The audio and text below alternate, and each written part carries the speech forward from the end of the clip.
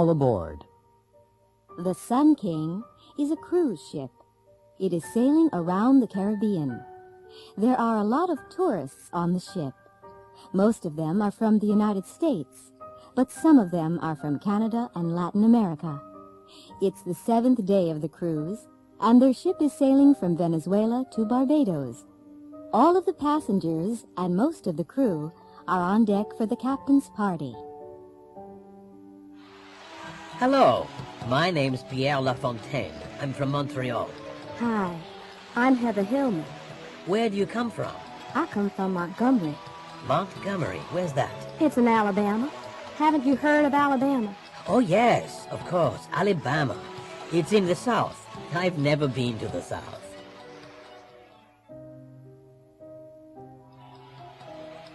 What a terrible party. Oh, really? Do you think so? Yes, I do. Oh, by the way, my name's Marianne Wilson. I'm Tom Gray. Nice to meet you. I work in a bank. What do you do? Well, I'm captain of this ship. It's my party. Oh, I'm so sorry. That's okay. No problem.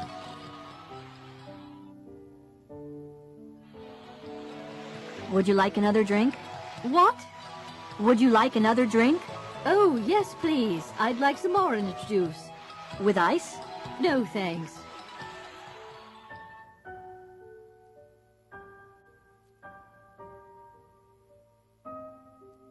Using the telephone. 2 1 2 3 3 2 1 5 0 6. That's it. Thank you for calling XYZ Records Incorporated. You are in a call waiting system. Please hold. Your call is very important to us. As soon as an operator is free, we'll talk with you. XYZ, can I help you? I'd like to speak to James Singh, please. Which department? Accounting? Please hold. I'm connecting you. Thank you for calling Lemon Computers. If you are calling from a touch-tone phone and you know the extension number you require, you may dial it now or at any time during this message. For sales and marketing, press 1 now. For customer service, press 3 now. For all other inquiries, press 0. Or stay on the line and someone will assist you shortly. Thank you for calling Lemon Computers. Lemon Computers, may I help you? Can I speak to Simon Hertz, please? One moment. Let's see. I press 0 first, then the area code and number. What's the area code for Honolulu? Oh, right, 808. 0808 725 9316. Operator. Hello, this is a collect call. What name? Sanuski. Paula Sanuski. Can you spell that, please? That's SINEWSKI. Just a moment. Please hold. Thank you. When you call directory assistance, you hear a recorded message. Listen to these 5 conversations. 1. Directory assistance, what city? Minneapolis, please. What name? Nelson, Mr. P. 1999 Stinson Boulevard in Columbia Heights. Thank you for calling Minnesota Telephone. The number is 334-9045. 2. Directory assistance, what city? San Francisco. What name? Slick, Ms. G. At 2400 Fulton Street, San Francisco. Thank you for calling Pacific Bell. The number is 685-0124. 3. Directory assistance, what city? Miami. What name? Buffett, J. On Alton Road in Miami Beach. I don't know the address. Thank you for calling Southeast Bell. The number is 766-5501. 4. Directory assistance, what city? Boston, please? What name? Knight, J. It's somewhere in the Jamaica Plain area? There's a J Night on Arbor Way. That's the one. Thank you for calling New England Telephone. The number is 552-7136. 5. Directory assistance, what city? Chicago. What name? Butterfield. P. On 59th Street. By the Midway Airport. Thank you for calling Illinois Bell. The number is 401-0033.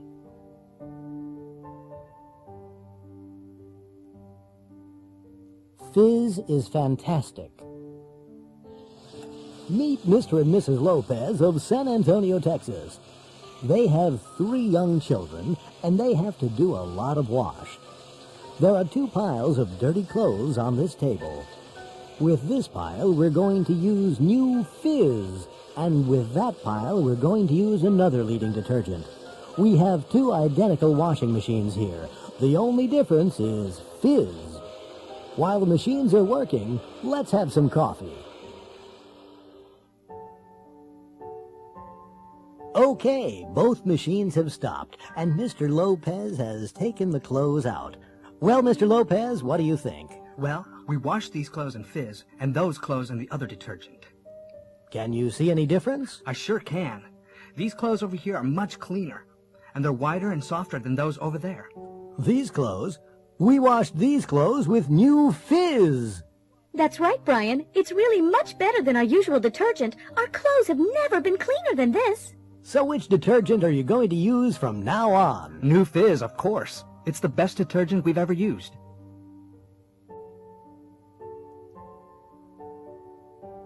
Olympic Update. It's time now for our Olympic Update, coming to you live by satellite from the Olympic Games. Here's our reporter, Pat Sweeney. This is the Olympic swimming pool at the center of the Olympic complex. The most important event today was certainly the women's 200-meter freestyle competition. An American, Sierra Kennedy, was first and won the gold medal.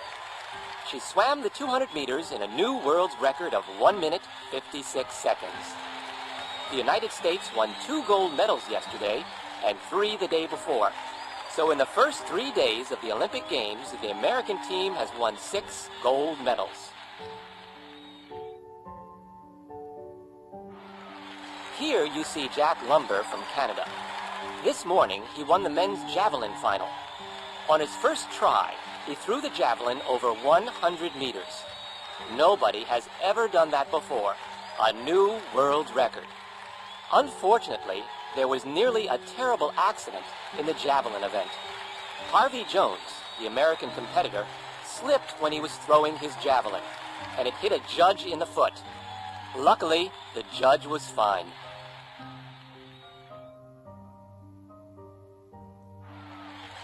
Here we are in the Olympic Gymnasium. Olga Ivanov, the 15-year-old Russian gymnast, has just finished her routine. We're waiting for the results now. And here they are. She has an average of 9.5 points. That's the best score today. Olga's won the gold medal.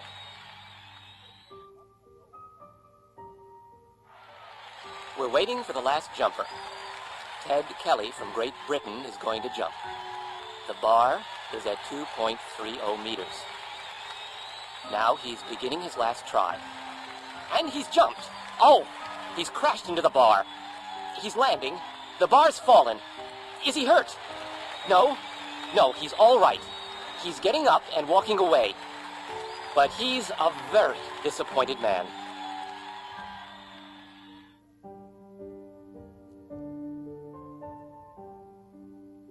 Waiting for a friend. What's the matter, Debbie? I'm waiting for a letter from Nick. It wasn't here yesterday, and it isn't here today either. Don't worry, honey. It'll be here tomorrow. Will it? I don't know. The next day.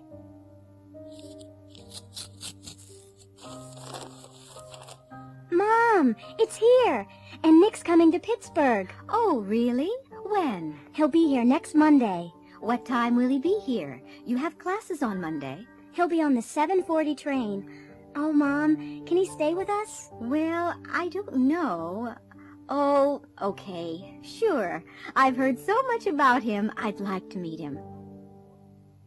The next Monday. Debbie, the train won't be here for 10 minutes. Let's get a soda or something. No, thanks, Mom. You guys get a soda. All right. Where will you be? I'll be right here. 10 minutes later. Well, the train's late. It'll be here soon. Mom, can you and Sarah wait in the coffee shop? Why, dear? I want to say hello to Nick on my own. Is that okay? Sure. But we've just had a soda. We'll be in the bookstore right over there. Thanks, Mom. I won't be long. Listen to the station announcements. The trains will be late. When will they be here? 1. The train from Philadelphia will be 5 minutes late. The new time of arrival will be 6:50 p.m. on track 3. 2. The 7:15 p.m. train from Cincinnati, continuing on to Philadelphia, will now be here at 7:30 p.m., arriving on track 5. The 7:15 p.m. train from Cincinnati, continuing on to Philadelphia, will now be here at 7:30 p.m. on track 5.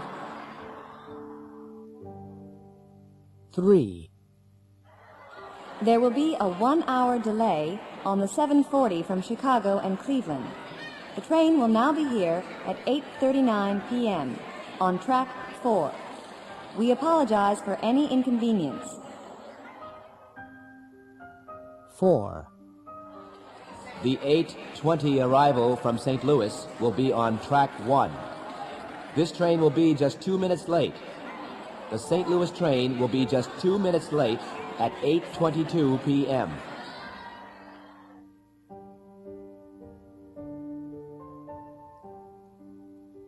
Monday morning. What's the matter, honey? Oh, I don't know. Come on, something's the matter. What is it? It's just life. It's so boring. It's not that bad. We have 2 wonderful children. That's right, we do. And we never have any time with them. Well, we both have to work, hon. We need the money. Okay, but it's all right for you. I'll leave in 5 minutes, but you'll be here all day.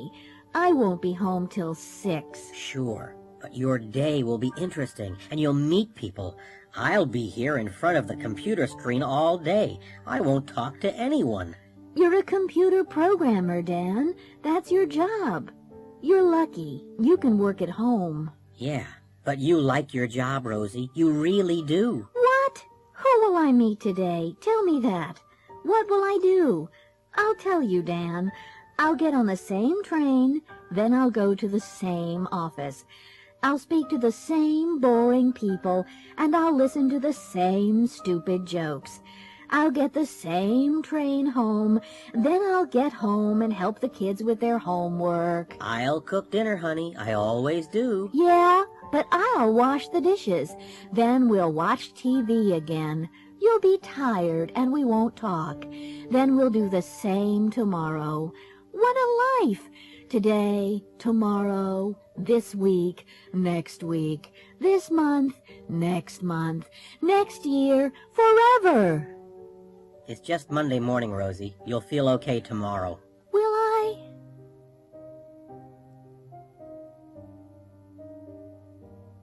Good luck, Waldo. Good evening, and welcome to Channel 35 News. A 66-year-old Monterey man, Mr. Walter Busby, is in the studio with us. Mr. Busby is a retired bank clerk. Tomorrow morning, he will begin a fantastic voyage. He and his wife, Betty, are going to sail from Monterey, California, to Australia. That's 7,000 miles across the ocean, in a small motorboat. Now, Walter. Please, call me Waldo. All my friends call me Waldo. All right, Waldo. Why are you doing this? Well, I haven't seen my son for 10 years. He lives in Australia, and we've never seen our grandchildren. But your boat isn't very big, Waldo. Will it get to Australia? Oh, yes, I think so. It'll get there all right. It'll take a long time, of course, but we're not in a hurry. I just retired, you see, and we'll stop on the way. Where will you stop? Do you know? Oh, yes. We have a map. Here it is. We'll stop at several places. We'll need food and gas. Ah, yes, food. What'll you do about food? No problem. We'll catch fish. I see. And water? That won't be a problem either. It'll rain. It rains a lot at sea, you know. Will you take a radio with you? No. We never listen to the radio. We don't like pop music. We like some peace and quiet. We'll take a lot of books. Well, actually, I meant a two-way radio. How will you navigate? Will you use a compass? A compass? No. We won't need a compass or a radio. We'll navigate by the sun and stars. I got a book from the library. Well, good luck, Waldo. You'll certainly need it. Listen to the news report.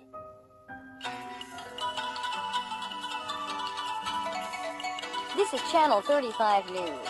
Walter and Betty Busby are recovering tonight in Monterey Hospital. They left Monterey Bay this morning at 6:30 in their boat, Titanic II. They were sailing to Australia. 7 miles out of Monterey, their engines stopped, and the boat turned over in heavy seas. They held on to the boat, and a helicopter rescued them. This was not Mr. and Mrs. Busby's first accident on the ocean. They have been rescued 3 times before. They were cold and wet, but cheerful. Mr. Busby said, "We're looking for a bigger boat. We'll get to Australia one day. We had some bad luck." It happened to me. A short flight. Last year, I had to fly to London for business. I can't sleep on airplanes, so my doctor gave me some sleeping pills. I got onto the plane, sat down, and took 2 pills. We took off, and a few minutes later I was asleep. When I woke, the flight attendant was shaking my arm. I was the only passenger on the plane. Those pills were strong, I thought. I went to the baggage claim area. I couldn't see my bags anywhere. I went to the information desk and asked about my bags. "Which flight were you on?" asked the desk clerk. "The flight from New York, 7:43, I said. "But you didn't go anywhere, ma'am. Your aircraft had a problem with the engines and it came back. This is New York." Wilhelmina C. Williams, Paterson, New Jersey. Sleepwalker. My kid sister often walked in her sleep. One night I woke up suddenly. My sister was walking out of our room with her eyes closed. I got up and followed her to the kitchen. She opened the fridge and took out some chocolate cheesecake. Her eyes never opened. She ate it, then went back to our room. I told her in the morning, but she didn't believe me. "Look in the mirror," I said. There was chocolate all around her mouth and nose. Candy Faulkner, Oxford, Mississippi. What a nightmare. I once had a terrible nightmare. I dreamed I was in a hotel room on the 40th floor. The hotel was on fire. Smoke was coming under the door. I couldn't open the window. I hit it with a chair, but I couldn't break it. The room got hotter and hotter, and the smoke got thicker and thicker. This is the end, I thought. Then I heard a crash. Right then, I woke up. I was at home in my own bed, in my own room, and the room really was full of smoke. The window was open, and a firefighter was climbing into the room. He rescued me. My apartment was on fire. Jackson Burns, Seattle, Washington.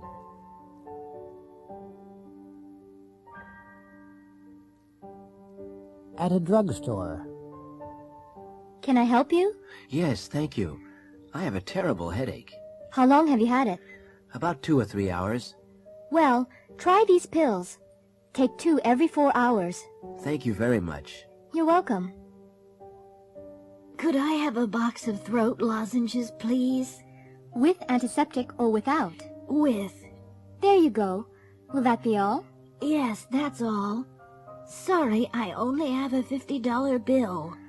Okay, out of 50. Here's your change. Thank you. You're welcome. Could you fill this prescription, please? Sure. Do you want to wait? How long will it take? It'll be ready in about 20 minutes. Oh, I'll come back later. All right. It'll be waiting. Should I pay now or later? Later will be fine.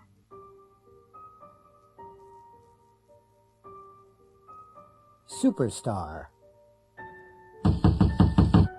Come in. Yes, Miss Baloney? No, Gary. I don't want you. Who do you want, Miss Baloney? I want Marvin, and I want him right away. Okay, I'll go and find him. Marvin? Did you want to see me, ma'am? Yes, I wanted to see you 20 minutes ago. I'm sorry, I was in the garage. I want a car this afternoon. Which car do you want to take? The stretch limo, the Rolls Royce, or the Ferrari? The stretch limo. Where do you want to go, ma'am? The recording studio. What time? The recording session begins at 2. We'll leave here at 1:30. Okay, Brandon. Can you hear me? Sure. I want you to play electric piano on this one. No problem. And I want Jared to play acoustic guitar. I want him to play real loudly, okay? You got it. And find Tanya and Sophie. I want them to sing doo-wops. Excuse me? You know, the chorus. Doo-wop dee diddy diddy dum dee doo.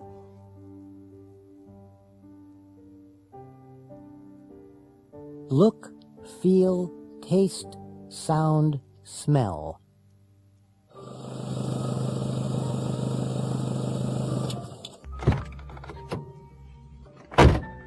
I like your car, Jackie. Oh, you do? I've only had it for a week. It looks very expensive. Really? I guess new ones are expensive, but this one's used. It is? It doesn't look like a used car. It looks brand new. It feels cold in here. It does? Yes, really cold. Is the heat on? Yes, it is. It'll feel warmer in a minute.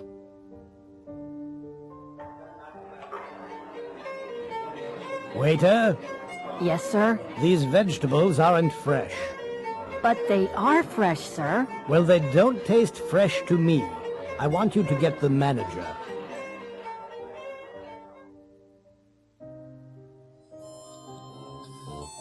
I'd like you to listen to my new stereo, Eduardo. Does it sound all right? Yes, it sounds fine to me.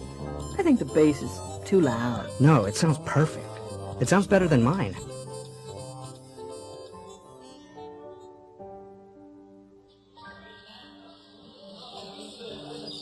Have you changed your perfume?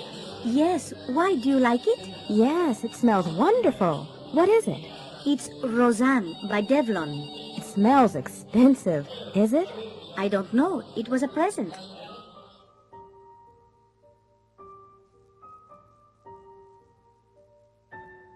A science fiction story. The spaceship flew around the new planet several times. The planet was blue and green. They couldn't see the surface of the planet because there were too many white clouds. Then the spaceship descended slowly through the clouds and landed in the middle of a green forest. The two astronauts put on their spacesuits, opened the door, climbed carefully down the ladder, and stepped onto the planet.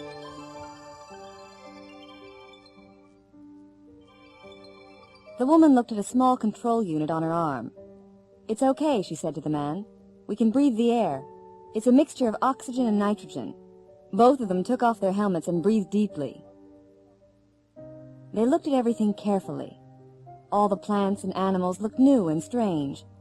They couldn't find any intelligent life. After several hours, they returned to their spaceship. Everything looked normal. The man turned on the controls, but nothing happened. "Something's wrong," he said. "I don't understand. The engines aren't working." He switched on the computer, but that didn't work either. "Eve," he said, "we're stuck here. We can't take off." "Don't worry, Adam," she replied. "They'll rescue us soon."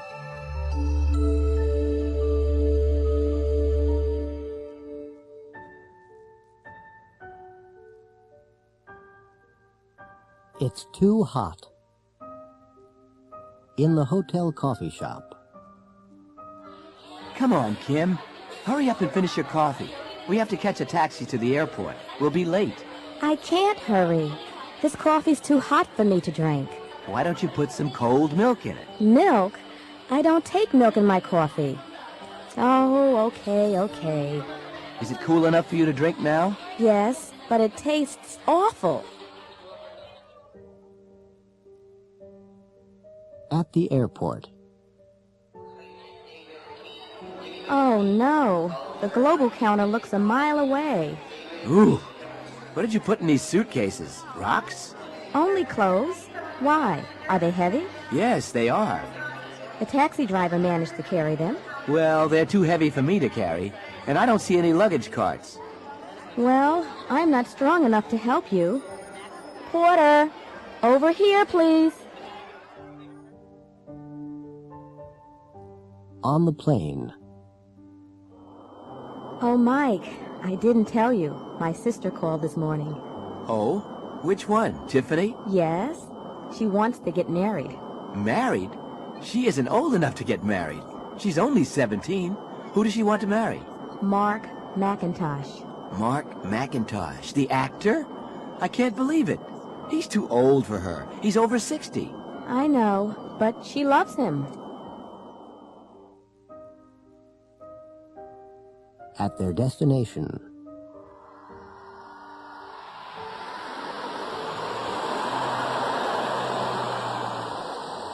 Oh, no.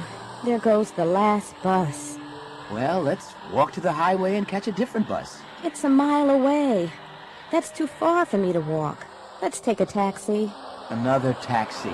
We aren't rich enough to go everywhere by taxi. Mike, haven't you forgotten something? What?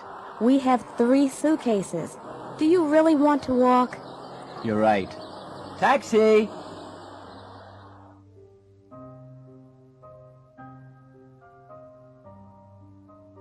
Two phone calls.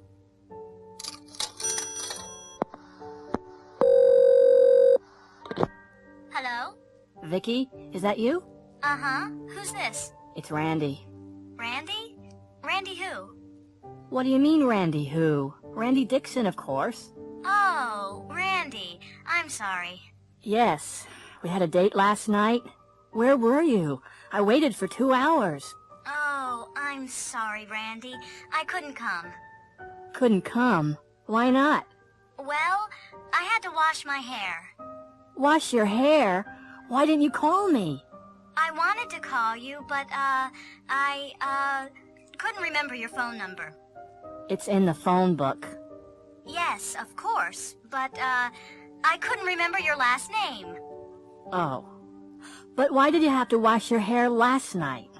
Well, I had to do it last night because I'm going to see a play tonight. To see a play? With who? George McQueen, my boss's son. I see. He asked me yesterday, and I couldn't say no. Listening. Listen to the next phone call. Who is the manager talking to? Now listen again and check true or false. Hello? Good morning. This is the First State Bank. My name's Bridget O'Connor. I'm the manager. Oh, yes? Did you get my letter? What letter was that? Well, I wanted to see you. I called yesterday, but I couldn't get an answer. Was that in the morning? That's right. I'm sorry, I wasn't here. I had to see my doctor. I've had problems with my leg. I wanted to ask you about your account. My account? Yes. You wrote a check for $1,000 last week. $1,000? Yes, and there's only $152.95 in your account. But I don't have an account with First State. Now look here, Mr. Trump. Mr. Trump? Who's Mr. Trump? I'm not Mr. Trump. I'm sorry. Is this 848-3592? Say that again? 848-3592. Ah! This is 848-3952. My name's Sikorsky. You have the wrong number. Oh.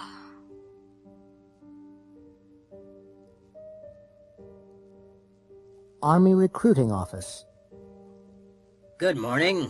Are you the new janitor of the building? Janitor? No, not me. I want to join the army, man. What? You in the army? Yeah, I want to be a soldier. This is the army recruiting office, isn't it? Well, yes. Sit down, son. Thanks, man. Now, why do you want to be a soldier, Mr. what's your name, son? Corona. Frankie Corona. Well, I saw the commercial on TV last night. It looked pretty good. Vacations, money, travel, education, a pension. I see. Yes, it's a good life in the army. Terrific! Now, do you have any questions? Let's see. Yes, will I have to get a haircut? Oh, yes, you'll have to get a haircut and wear a uniform. A uniform? I've never had to wear a uniform before. Oh, yes, and you'll have to obey orders. But you won't have to clean latrines. What are latrines? Toilets. I've never had to clean toilets. What about the work? Will I have to work hard? Oh, yes, you'll have to work hard, all right. And what about education? Oh, yes, there are a lot of opportunities.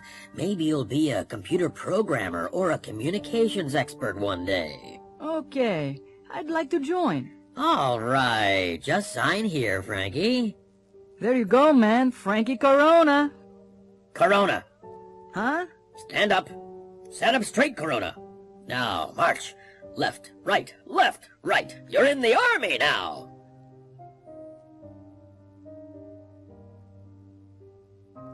A traffic survey. All major cities have traffic problems. Toronto has too many cars and not enough parking spaces in the city center. Traffic moves slowly downtown and parking costs are extremely high. The planning department wanted to change the traffic system, so they conducted a traffic survey. They interviewed a lot of people in downtown Toronto. 1. David Chang is 58. He learned to drive when he was 18. He's been able to drive for 40 years. He lives about 20 miles away. He always comes downtown by car. 2. Leila Patel is 25. She's been able to drive for 6 years, but she doesn't have a car. She hasn't been able to save enough money. She lives about 35 miles away. She always comes into town by train. 3. Douglas Mackenzie is 20. He's had a lot of driving lessons. He's taken the driving test 3 times, but he hasn't been able to pass the test yet. He lives near the city center and works in a mall downtown. He usually walks to work. 4. Mr. and Mrs. Hawkins are both over 65. They've never been able to drive. They've never learned. They don't live far from downtown, and they occasionally come downtown by streetcar. 5. Excuse me, ma'am? Yes? We're doing a traffic survey. Could I ask you a few questions? Okay. Your name is? Green. Michelle Green. And, how old are you? 29. Can you drive? Sure. And how long have you been able to drive? Since I was 19. Uh-huh. Where do you live? Oxford Street. Ah, that's not far away. How do you usually get downtown? By bicycle. By bicycle? That's unusual. Thank you. Oh, is that all? Yes, that's it. Thank you very much. 6. Excuse me, sir? Yeah, what? May I ask you a few questions? Questions? About what? You're not from the police, are you? No. It's just a traffic survey, that's all. Well, all right then. What's your name? Jones. Wayne Jones, eh? How old are you, Mr. Jones? 22, eh? Can you drive? Yeah, but I don't drive much. How long have you been able to drive? About 4 years. But I told you, I don't drive much. I come into town on my motorcycle. It's a Harley Davidson. It's over there, the red one. Where do you live, Mr. Jones? The university. I'm a student, eh? Oh, really? Yeah, I'm studying philosophy.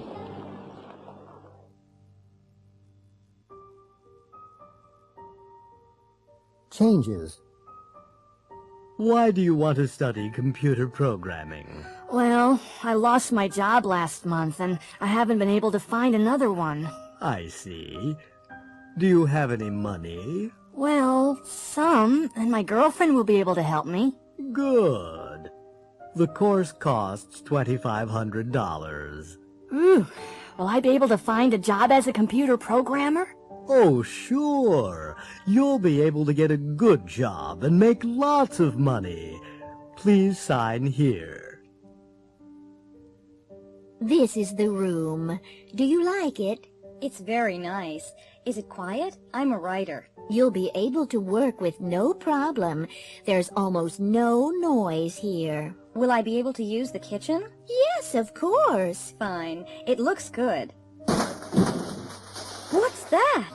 Oh, that's just our neighbor. He works on old cars. He's usually quiet. Have a seat, Jim. You work in the mailroom, right? That's right. I want to transfer to the International Sales Division. Why do you want to join the International Division, Jim? Well, I don't really. I just want to travel to Latin America. How good is your Spanish? Spanish? I've never been able to learn Spanish. Well, what will you be able to do in the International Sales Division? I don't know, but I won't be able to work very hard. I have a bad back.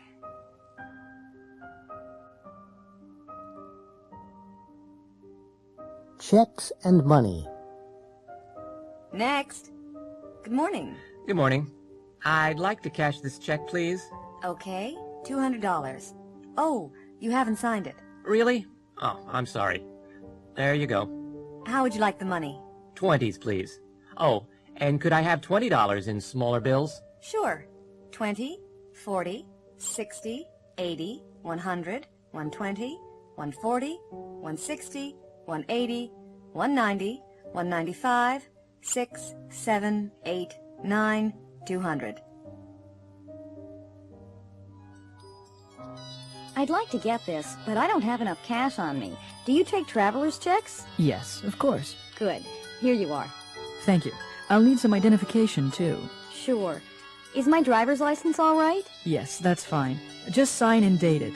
I have a stamp with the store's name.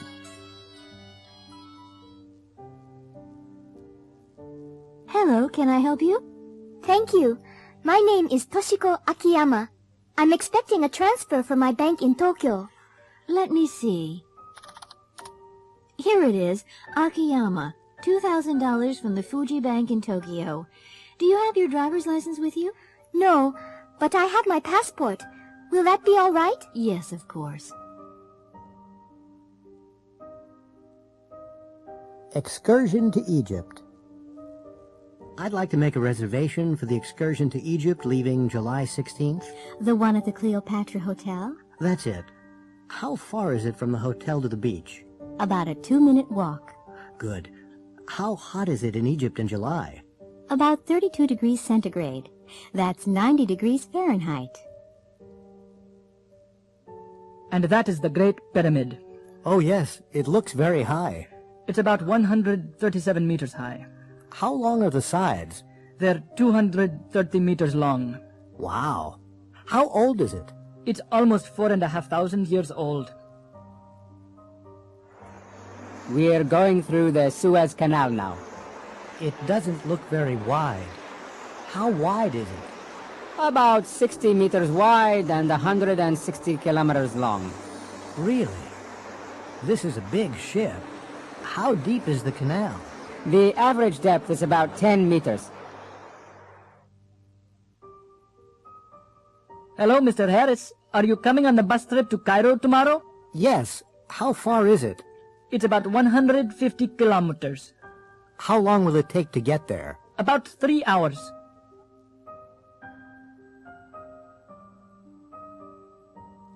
Everybody's in a hurry. 10 years ago, Ford Studebaker had an accident in his car. He was driving quickly and carelessly. After the accident, his wife said, "Ford, you're an old man now. You have to drive more slowly and more carefully." Ford has not had an accident since then. He always drives slowly, very slowly. But the drivers behind him often get angry. They sometimes have to stop suddenly, and then other cars crash into them. Ford always drives in the middle of the road, and other drivers can't pass him. They sound their horns and flash their lights because they want Ford to go more quickly. But Ford never notices them, and he never sees the accidents behind him. When he reads about the accidents in the newspaper, he says to his wife, "People drive more carelessly these days. Everybody's in a hurry. I don't understand it." Natasha Taranova is a tennis star. She's one of the best players in the world. She hits the ball hard and fast, harder and faster than any other player. But many people dislike her because she often behaves badly. She sometimes gets very angry. Last year, she shouted at the crowd and broke her racket on the ground during the final of the Texas Championship. She didn't play well and lost. This year, she played better and won the final. Unfortunately, she got very angry and behaved worse than last year. She threw her racket at the umpire. She will never be able to play in the Texas Championship again.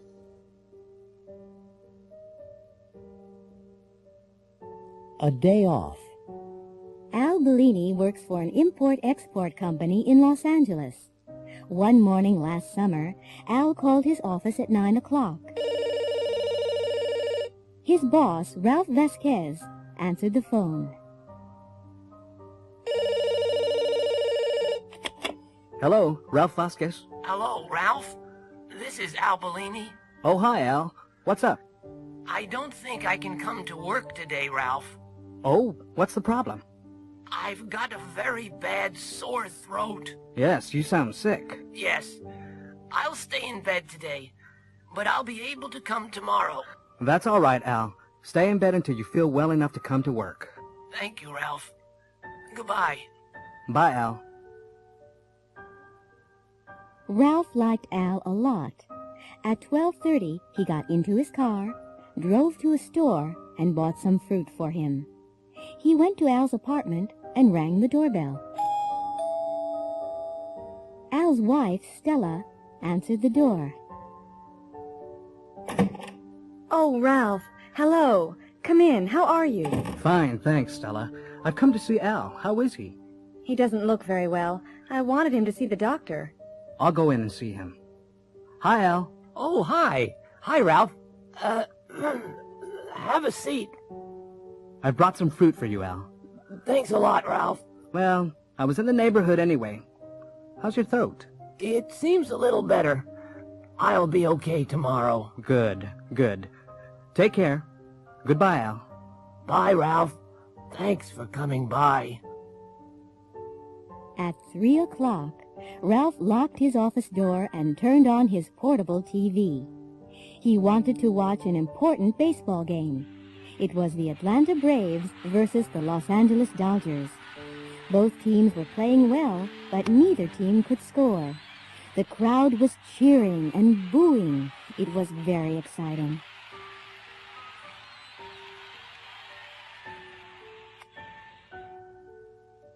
Then at 3:20, Sam Zapata of the Dodgers hit a home run.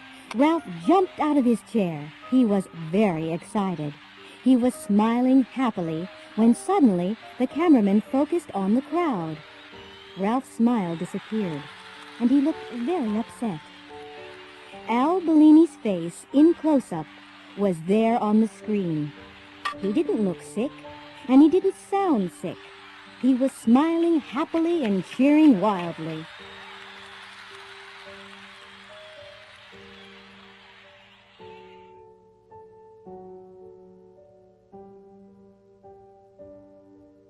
Applying for a job. How do you do? It's Paula Chandler, isn't it? Yes. How do you do? Have a seat. I'm Art Miranda, and I have your application form here. I just want to check the information. Fine. Sure. You're applying for the position of export sales representative, aren't you? Yes, I am. You aren't from Connecticut, are you? No, I'm not. I'm from Massachusetts. You got a bachelor's degree in business administration at college, didn't you? Yes, that's right. But you didn't get a master's degree, did you? No, I didn't. And you have worked in international sales, haven't you? Yes, I have. I've been a sales representative in Mexico and Central America. But you haven't worked in Brazil, have you? No, I haven't, but I'd like to. You can speak Spanish, can't you? Yes, I can. But you can't speak Portuguese, can you? No, I can't, but I'd like to learn Portuguese. Come in. Have a seat. It's Paul Lanier, isn't it? Yes, that's right. Well, I've looked over your application.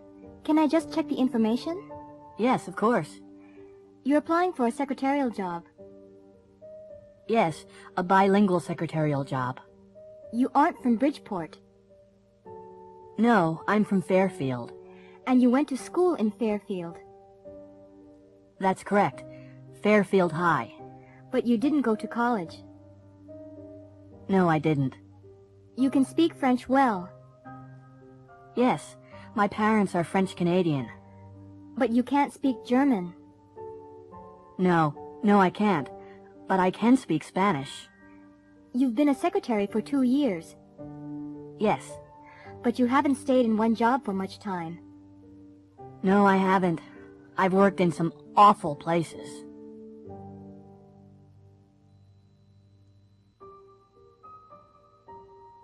Disasters. Good evening. Our program tonight is about disasters. This year, there have been fires, earthquakes, and volcanic eruptions. All our guests tonight have survived disasters. Hello, I'm Susan Fisher-Diaz. I live in Chicago. I was working in my office on the 28th floor of a skyscraper. I was dictating some letters to my secretary when the fire alarm rang. I rushed out to the elevator, but it wasn't working. The stairs were full of thick smoke. We couldn't go down, so we had to go up to the roof. When we got there, some people were waiting calmly. Others were shouting and screaming wildly.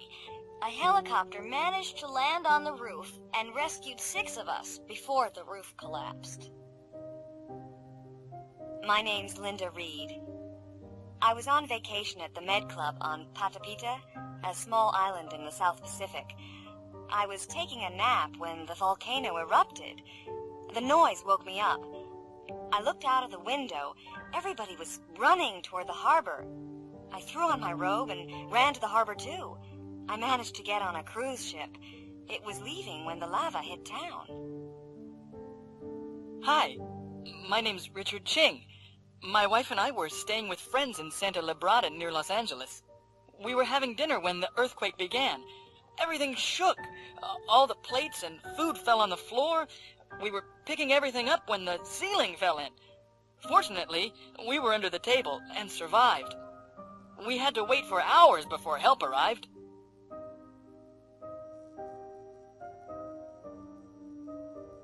Traveling by air. 1. Global Airways announces the departure of the 11 o'clock flight GL-189 to Houston. This flight is now boarding at Gate 4. 2. British Airways announces the departure of the 11:30 Concorde service BA 001 to London. Would passengers for this flight go immediately to Gate 16? 3. Would passengers for the 11:25 Aeromexico Flight 149 to Mexico City please go immediately to Gate 13, where this flight is now boarding? 4. This is the last call for Japan Airlines 1045 Flight 215 to Tokyo. This flight is now closing at Gate 30. Do I check in here for Global Flight 179 to Caracas? Do you already have your ticket? Yes, I do. Thank you. May I see your passport? There you go. Can you put your luggage up here, please? Sure. Just one case? Yes, that's all. Did you pack the case yourself? Yes, I did. And you haven't left it anywhere, have you? No, it's been with me all the time. Are there any electrical items in the case? No, there aren't. Okay, that's fine. Do you have a seating preference? Yes, I do. I'd like a window seat, please. Fine. Seat 12A. Here's your ticket and your boarding pass. Thank you. The flight leaves from Gate 4 in the South Terminal. Please report to the gate by 10:30. Enjoy your flight.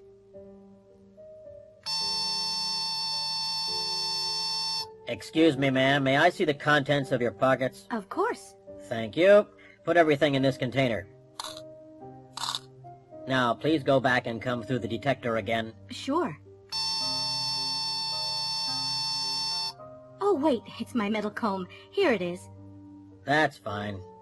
Put it with your other things. Now come through again. Good morning, ladies and gentlemen. This is your captain speaking. I'd like to welcome you all aboard Global's Flight 179 to Caracas. We're now flying at an altitude of 33,000 feet, and our speed is approximately 500 miles per hour. We'll land in Caracas in 3.5 hours at 1:20 local time. The temperature in Caracas is a sunny 87 degrees Fahrenheit, about 31 degrees Celsius. In a few minutes, you'll be able to see the Gulf of Mexico on our left. Our flight attendants will serve lunch in a few minutes. Enjoy your flight, and thank you for choosing Global.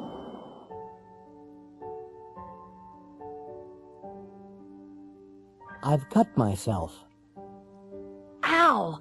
This knife's sharp. I've cut myself. Let me see. Oh, you haven't cut yourself badly. It's just a scratch. But it's bleeding. It's not bleeding much. I'll get a Band-Aid. Did you see the play on Channel 13 last night? No, I didn't. What was it? Romeo and Juliet. I cried. You cried? Why? Well, it was very sad. At the end, Romeo killed himself, and then Juliet killed herself. It sounds dumb to me. Why did they kill themselves? For love. Oh, they were dumb, weren't they? My guests tonight are the rock stars MC Malone and TNT Cats. Hi, Sid. We're happy to be here. You both play the guitar and sing very well. How did you learn? Well, we just bought some guitars, and we taught ourselves. You taught yourselves. Terrific. I'm sorry I'm late. Oh, that's all right, Yolanda. Yesterday was my first wedding anniversary. Congratulations. Thanks. We went to that new restaurant on Bank Street. Did you enjoy yourselves? Oh, yes. We had a very good time. Have you seen my new microwave oven? No, I haven't. Oh, it's fabulous. It has an automatic timer. It can turn itself on and off, and it cleans itself.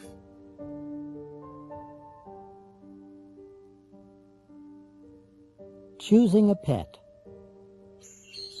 Hello, how are you today? Can I help you? Yes, I'm looking for a pet for my son. Can you suggest anything? What kind of pet does he want? A traditional pet? A cat or a dog? Or something unusual? Well, he'd like a snake or an alligator, but he isn't going to get one. We have a nice dog right now, a Rottweiler. A Rottweiler? Oh, no. I've heard about them on the news. They're very big and mean. Oh, no, ma'am. They aren't as mean as some dogs. Really? Yes, really. Last week we had a small dog here. It was only as big as your purse, but it was as mean as the devil. It bit me 3 times. Let's forget dogs, then. What about a cat? A cat. They aren't as friendly as dogs, are they? No, but they don't eat as much as dogs either, and they're very clean. Or what about a bird, a parrot or a parakeet? We have both. Which do you recommend? Well, parakeets aren't as easy to train, and they never speak as well as parrots. Yes, but parakeets don't need as much space as parrots, do they? That's true. Parakeets are very popular because they're so easy to keep. Yes, but they're a little noisy, aren't they? I want a quiet pet. A quiet pet? Well, what about a goldfish? There's nothing as quiet as a goldfish.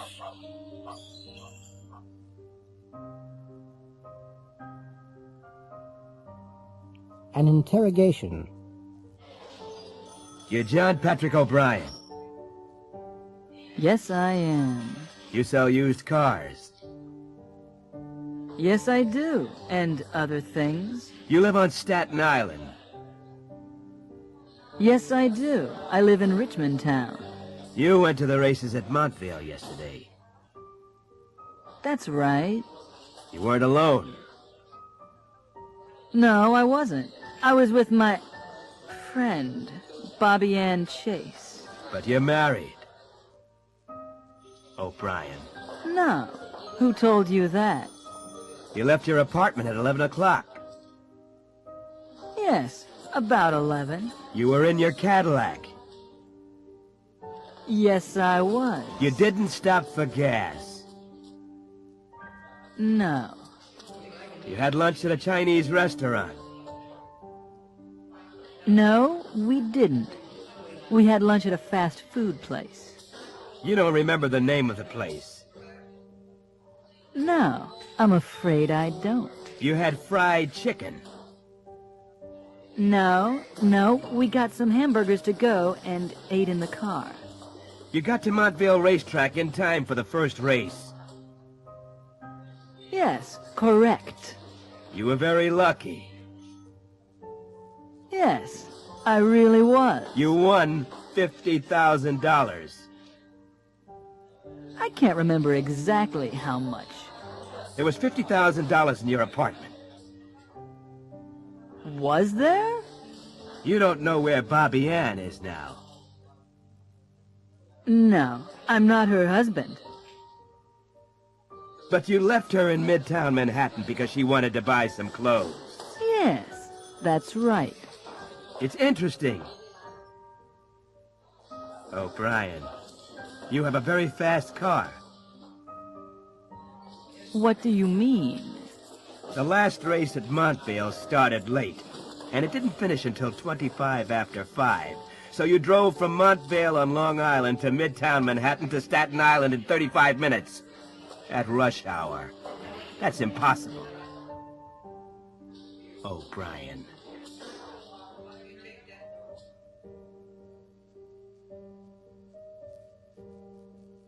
Going to a party. Hi, great to see you. Come in.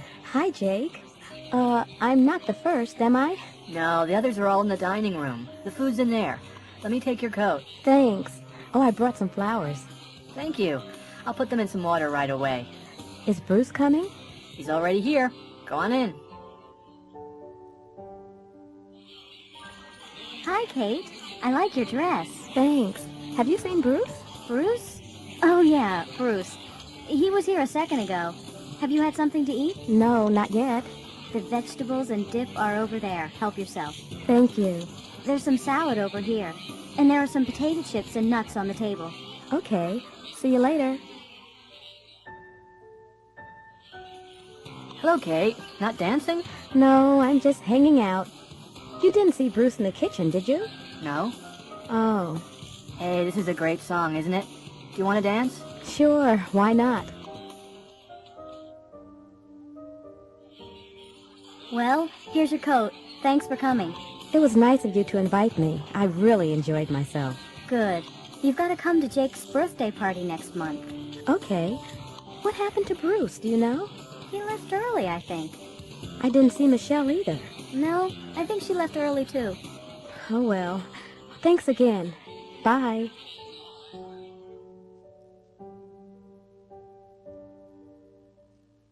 Together again. Kelly Strong and Rod DeBiro are in the studio. They're acting in a scene from Together Again. In the movie, Kelly is Constance, a young nurse in Africa. Rod is Armand, a famous zoologist. Okay, scene 34, take 8. Let's try it again. Action.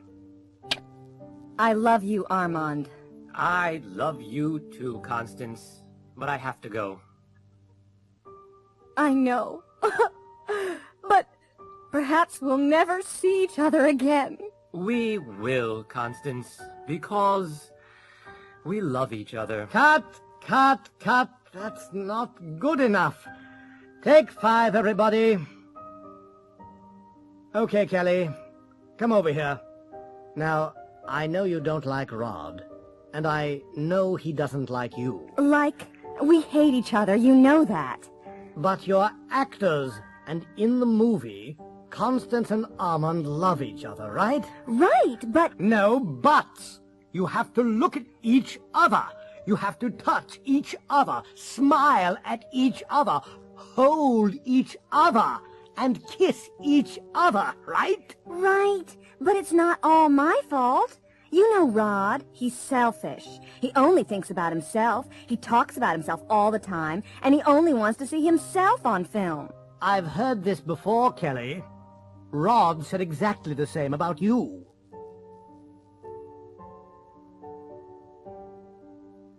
So am I. I'm taking my vacation next month. Really? So am I. I need a change. So do I. I'm tired of the same office and the same people every day. Right. Where are you going? Florida. Oh, really? I went there last year. So did I. We always stay on the Florida Gulf Coast. We never go to Miami or Palm Beach. No, neither do I. It's too crowded there. Where exactly are you going? Sanibel Island. It's about 50 miles south of Sarasota. Do you know it? You're kidding. No, I'm not. I've been there 3 times. Well, so have we. And we're going there this year, too. Not to the Sand Dollar Resort. Yes, why? Well, I'll see you there. That's my hotel, too.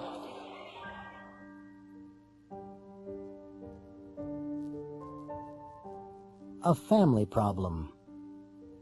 Vassar College, Poughkeepsie, New York, 12601, May 5th. Dear Daddy, thank you very much for the birthday present. I was very pleased with the Porsche, but I didn't like the color, so I'm going to take it back and change it. I saw Mark again yesterday. You're worried about him, aren't you? Well, don't worry about him. He's all right. He's very good at his job. He's a drummer in a rock band. I'm going to come to Washington next weekend.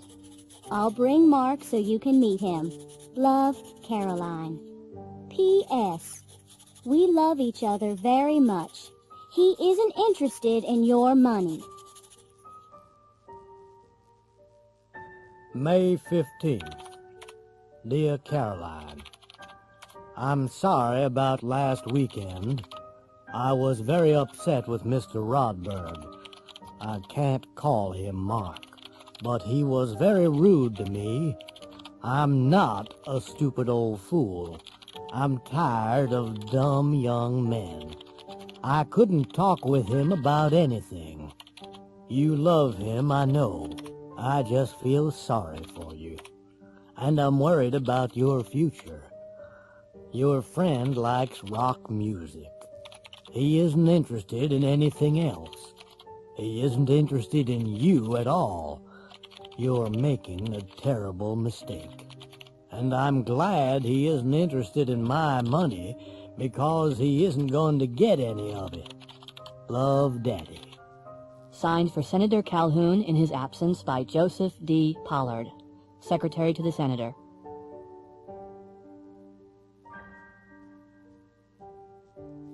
The Yes-No Contest. Hi there, I'm Barry Smiles. Welcome to the Yes-No Contest. Our rules are very simple. I'll ask you questions for 30 seconds. You must answer, but you can't answer with yes or no. You can't nod or shake your head either. Now, here is our first contestant, Ann Mock from Palm Beach, Florida. What's your name? Ann Mock. Where are you from, Ann? Palm Beach. Did you say Palm Springs? No, Palm... Oh, I'm sorry, Ann. You said no. Our next contestant is Chuck Fleener from St. Louis, Missouri. It's Dr. Fleener, isn't it? That's right, but call me Chuck. Fine. You aren't nervous, are you, Chuck? I'm not nervous. Did you shake your head? I didn't. Are you sure? Yes, I'm... Oh, I'm sorry, Chuck. Better luck next time. Now, here's our third contestant. He's Richard or Apollo from Washington, D.C. Hello, Richard. Hello, Barry. You work in a bank, don't you? That's correct. Do you like your job? I enjoy it very much. Oh, do you? I said I enjoy it very much. Now, you aren't married, are you? I am married. Is your wife here tonight? She's at home in Washington. So she isn't here? Of course not. Do you have any children? I have 2 children. 2 boys? A boy and a girl. And... that's 30 seconds! You've done it, Richard! Isn't that wonderful, everybody? He's won tonight's jackpot prize! A brand new, fully automatic dishwasher!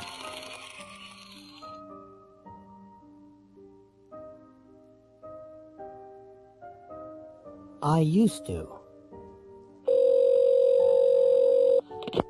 Hello, Tom. This is your dad. Your old dad in the nursing home. Why aren't you here? Oh, hi, Dad. I'm very busy. I can't visit you today. I'm sorry, Dad. Tom. You used to visit me. You used to take me to the movies. You used to bring Barbara and the children. I'm sorry, Dad. We'll come for your birthday. My birthday? It's today. You didn't even send a card. I'm writing a new will. Reggie, you used to be the best baseball player in the National League. Are you going to come back and play again? No, I'm not. No way. Why not? Well, baseball used to be the most important thing in my life, but it isn't anymore. I used to practice every day. I never used to go out or eat big meals or stay up late. Why has your life changed, Reggie? Well, I was poor then, but I'm not now. I don't need to play baseball anymore. Mom? What? There's a terrific movie downtown. Really? What is it? Space Cop. Are you going to see it? I'd like to. All the other guys are going, but I don't have any money. Okay. How much do you want? $10. $10? When I was your age, I used to get $2 for the movies. I know. And you used to walk 5 miles to school, and you used to cut wood. And I used to talk to my mother with respect.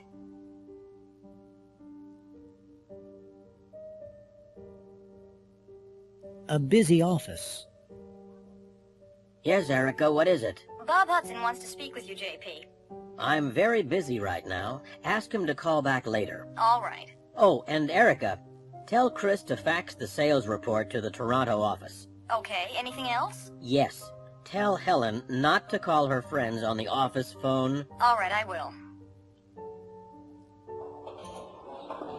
Hello? This is Mr. Powell's assistant again. I'm afraid Mr. Powell's very busy right now. Could you call back later? All right, thanks.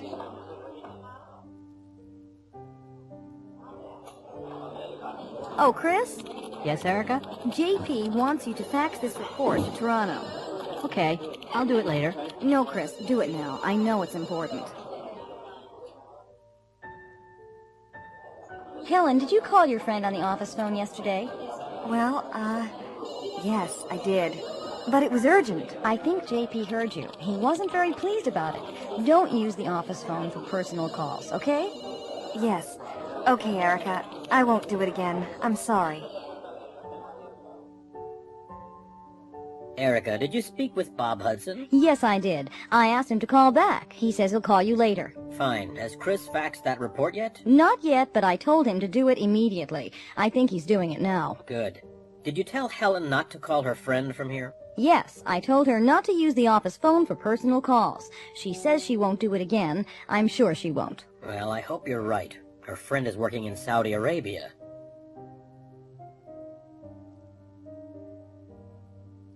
The Smuggler.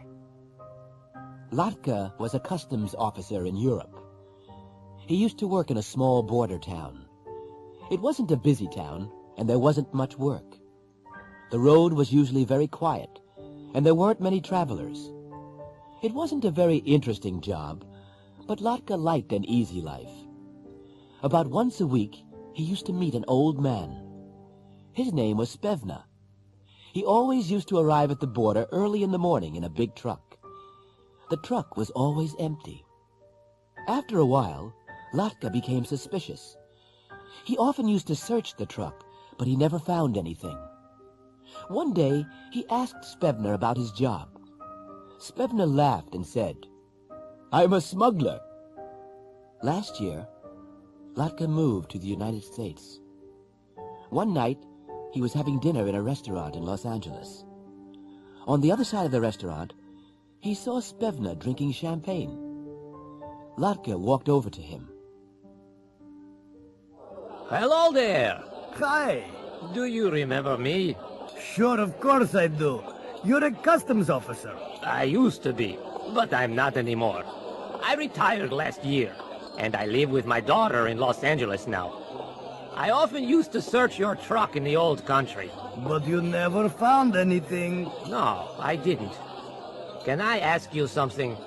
Of course you can. Were you a smuggler? Of course I was. But the truck was always empty. What were you smuggling? Trucks.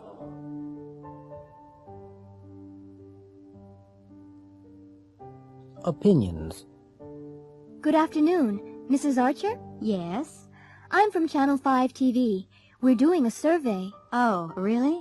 Could I ask you a few questions? Well, First, did you watch TV last night? yes, after dinner, from about 7 o'clock. And did you watch any of our programs? Yes, most of the evening, till 11. So you saw Animals in Focus. What did you think of it? It was very interesting. I like wildlife programs. So you're interested in wildlife? Uh-huh. That kind of program always interests me. It's very difficult to film animals, you know. What about your husband? Did he watch it? Only for about 5 minutes. He's not interested in animals. Look, I'm very sorry, but I have to pick up the kids from school. Are there many more questions? Oh, I'm sorry. I'll give you the questionnaire. Could you and your husband complete it and mail it to us? Sure. First of all, Animals in Focus. What did you think of that? Great. Really great. It was educational, just right for the children. And chimpanzees always amuse me. Much more amusing than Lenny Hill in the next program. Some of his jokes are quite shocking. And young children are watching television at that time of night. Uh-huh. What about Texas, Texas? The worst kind of TV. This kind of program annoys me. It's all just money and sex. Not interesting.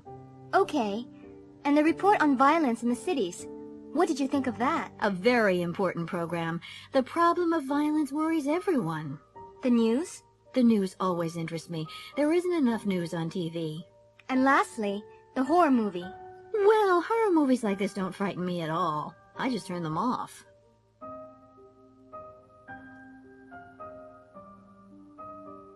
Advice. Hi, Keith. How's it going? Oh, hi. You don't look very happy. What's up? Oh, nothing really. I bought these jeans about 2 weeks ago, and they're too tight. I have to lose weight. Maybe you should go on a diet. Sure, but what kind of a diet? You should eat lots of salad and fruit. I hate salad.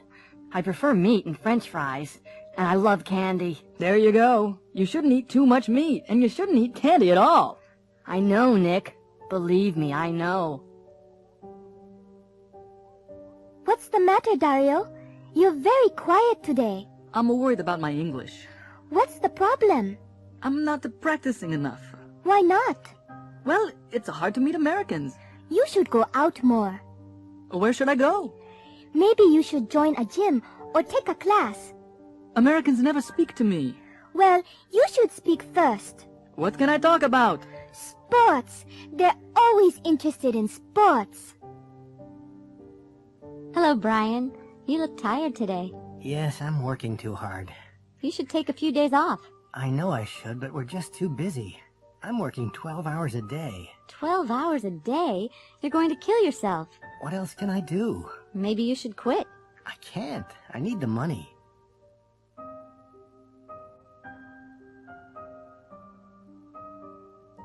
Congratulations. I'm David Burns, and I'm going to announce the winners. Senator Cheryl Adams is going to present the awards, and our first winner is 78-year-old Mrs. Flora Dobson. You all remember her. She's a very brave woman. She's the one that knocked out a robber with her walking stick. Step over here, Mrs. Dobson. Congratulations, Mrs. Dobson. Is that the stick that knocked him out? Pardon me? Oh, yes. This is the one, all right. This is the one that knocked him out. I hit him like this. Oh, dear. You won't hit me, will you? Well, thank you, Mrs. Dobson. Pardon me? Thank you. Thank you. And our second winner is Mr. Mac Foden. He's the one that drove his truck into Silver Creek and saved a town. Congratulations, Mr. Foden. You were very brave. How's your leg? Not too bad now, thank you, Senator. And now we have a pair of twins, Mandy and Marie Fox from Wisconsin. You all remember them. They're the ones that pulled a 9-year-old boy from a frozen lake last January. Well done. Which one of you is Mandy and which one's Marie? I'm Mandy, and I'm Marie. Next, we have Travis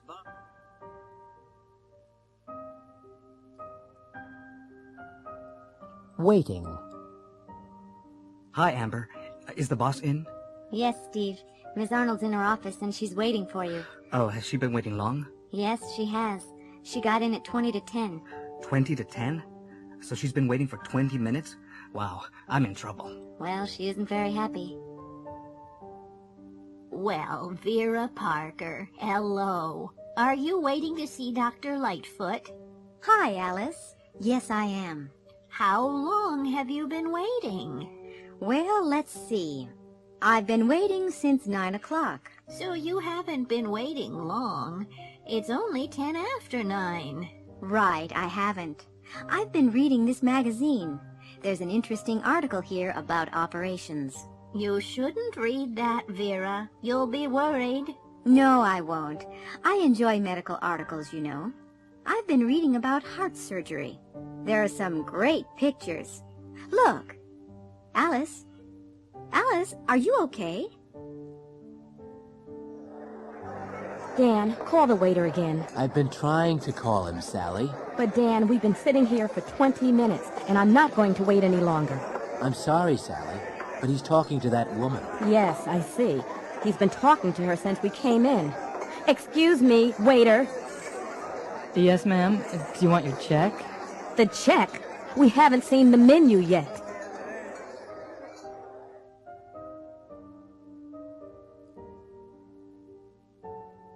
Well, I guess it's difficult to choose just 5 things out of a whole lifetime. I need a little time to think. Well, the most important thing for me was the birth of my son. But I guess everyone chooses a birth. But that really changes your life. That's the biggest change for sure. What else? Strange. I think the assassination of President Kennedy in 1963. That's a long time ago. Really a long time. But I was in high school, and for me, it's like the line between being a kid and, I don't know, growing up. I don't think it changed my life, but I remember it so well. And everything was different after that. So that's 2 milestones then. Oh yes, and the day that I moved into this house. I've lived here for 20 years. I've always loved this house. Then there was my accident. I don't like talking about it, really. I fell down a mountain when I was skiing. I was in the hospital for 6 weeks. I couldn't walk for nearly a year. What else? That's not all. One more. Let me think. This sounds silly. A few years ago, I was in an elevator and it stopped, just like that, between floors. I was alone there for 5 hours. I was terrified. I thought about my life and my family. I still have nightmares about it.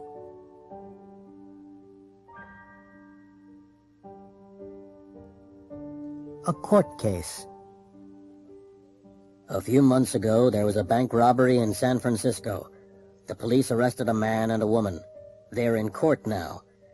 Mrs. Cato saw the robbery. She's on the witness stand. The judge and the 12 members of the jury are listening to her. A lawyer is asking her some questions. Now, Mrs. Cato, you saw the bank robbery, didn't you? Yes, I did. You saw a man, didn't you? That's right. I saw him when he went into the bank and when he came out. Now, look around the court. Do you see that man? Yes. He's the one. He's the man I saw. He wasn't alone when he went into the bank, was he? No, he wasn't. He was with a woman. Now, do you see that woman in the court? Yes. There. She's the woman I saw. I see, Mrs. Cato. Now, look at the man and woman again. This is very important. Are you absolutely sure about them? Absolutely sure. They're the people I saw. Now, Mrs. Cato, what was the man wearing when he went into the bank? I don't remember everything, but I remember his hat and his bag. Look at Exhibit A on the table. Is that the hat? Yes, that's the hat he was wearing. And Exhibit B? Yes, that's the bag he was carrying.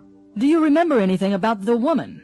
Yes, she was wearing a black wig and red high-heeled shoes. How do you know she was wearing a wig, Mrs. Cato? Because it fell off when she was running to the car. Look at Exhibit C on the table. Is that the wig? Yes, that's the wig she was wearing.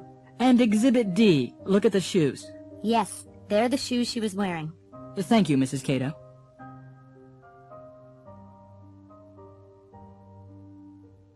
The empty chair.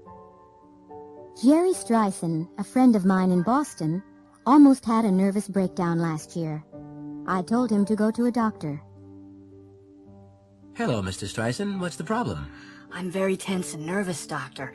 I haven't been able to sleep for days. Have you been working hard? Yes, I've been working 12 hours a day. Well, you should take a few days off. Go someplace quiet and peaceful, like Nantucket. It's a quiet island near the coast of... Jerry took a boat from New Bedford to Nantucket and arrived late Friday evening. He rang the doorbell of a boarding house, and the owner, Mrs. Searcy, answered the door. Then she showed him to his room. Jerry was very tired and went straight to bed. He slept well and didn't wake up until 9 o'clock the next morning.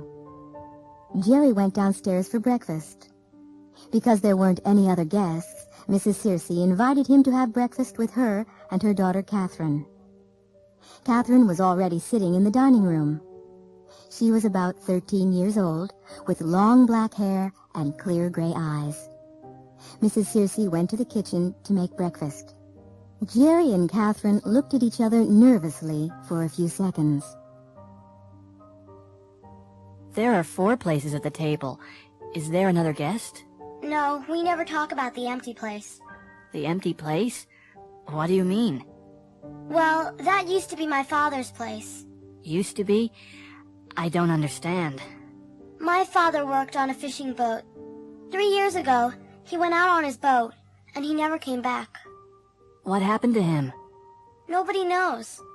They searched everywhere, but they never found anything.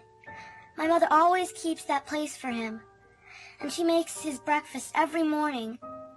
That's a picture of him, over there on the wall. My mother's been waiting for him for 3 years. Jerry said nothing, but he looked worried. At that moment, Mrs. Searcy came into the room. She poured 3 cups of coffee and put 1 cup at the empty place. Jerry looked more worried, and he stared at the empty chair. Suddenly, he heard footsteps outside the door, and a tall man with a black beard walked into the room. It was the man in the picture. Jerry jumped up and ran out of the room. Who was that? What's the matter with him? I don't know. I don't understand. He's a guest from Boston. He arrived last night after you went to sleep. Catherine, do you know anything about this? No, Daddy, I don't. But he's here because he's very nervous. He says he's hiding here because a tall man with a black beard is trying to kill him. Catherine, have you been telling stories again? Stories? Daddy? Me?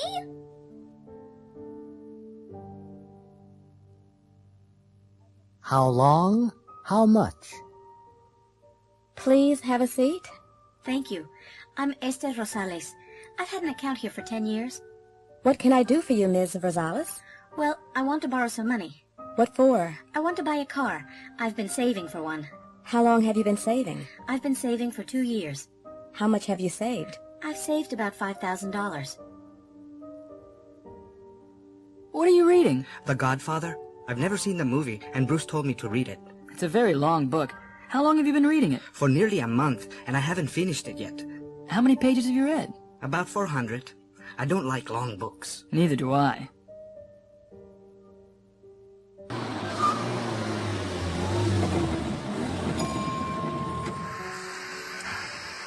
Yes, ma'am. What can I do for you? Hi. Fill it up, please. Regular unleaded or super? Regular unleaded. It's nearly empty. I've been driving all day. Oh, really? How far have you driven? About 400 miles. From Atlanta. That's a long way. Check the oil? Yes. Okay. And finally, news about Kimberly Lewis, the athlete from Pennsylvania. Kimberly is jogging across the United States from New York to Los Angeles. She has just arrived in Kansas City, Missouri. Kimberly left New York 2 months ago and has traveled nearly 1,300 miles. Kimberly has collected nearly $300,000 for physically challenged children. She has used 12 pairs of running shoes and more than 100 pairs of socks.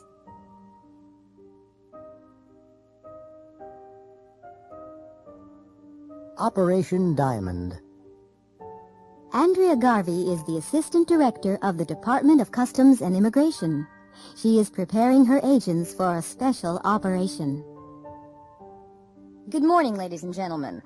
You were all at Friday's meeting. Are there any questions? No? Okay, take out the photographs from your folders. Look at photograph 1. That's Barry Siegel. He's the man that usually flies the diamonds into the USA. And he's the one that will land at the Circle K Ranch tomorrow night. Be careful. He's very dangerous. He's the one that shot a federal agent last year. Now photograph 2. That's Gulliver. He's the one we really want. He's the one the Mexican police arrested last year, but they had to release him because they couldn't find any diamonds with him. He controls 20% of the illegal diamond trade. He's the one we have to catch with the diamonds and the money. Look at photograph 3. Look at the woman on the right. Her name's Betty Lou Harris. She's working for us. She'll be at Gulliver's house at the ranch. She's the one that gave us the information. Watch out for the 2 men on the left, Farrell and Casey. They're the ones we've been following. They always carry guns, and they're the ones that will shoot first. Ms. Harris is probably the one they'll shoot. Do you all have photograph 4? Good. Look at the airplane. It's a Cessna 310. It's the airplane that brings in the diamonds. It's the kind of plane that can fly under radar, land anywhere, and take off quickly. You can forget the registration number. It's different every time. Okay, photograph 5. That's the area they're going to land in. Look at the trees in the background. They're the trees we're going to hide in. There's a road behind the trees, and that's the road they'll have to use. It's the only one. Finally, photograph 6. The Circle K Ranch. It's very nice, isn't it? Gulliver has 3 houses, and this is the one he paid almost $5 million for last year. Look at the car outside. That's the car that will meet the plane. It's the car he always uses. We want Gulliver, Siegel, the diamonds, and the money all together. Any questions? No? Okay, good luck.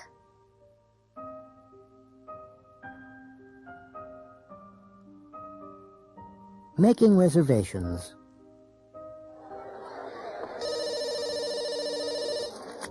Hello, Lobster Palace Restaurant. I'd like to make a reservation for tonight. All right. What time? 8 o'clock. 8 o'clock. For how many? There are 10 of us. 10. We don't usually take large parties. I know, but we are regular customers. What's your name, please? Diana Ross. Miss Ross. Of course, that'll be all right. Party of 10 at 8. I'd like to get 2 seats for the concert on Thursday. Where would you like to sit? I'm not sure. Well, here's the seating plan of the concert hall. How much is it in the middle section? $45.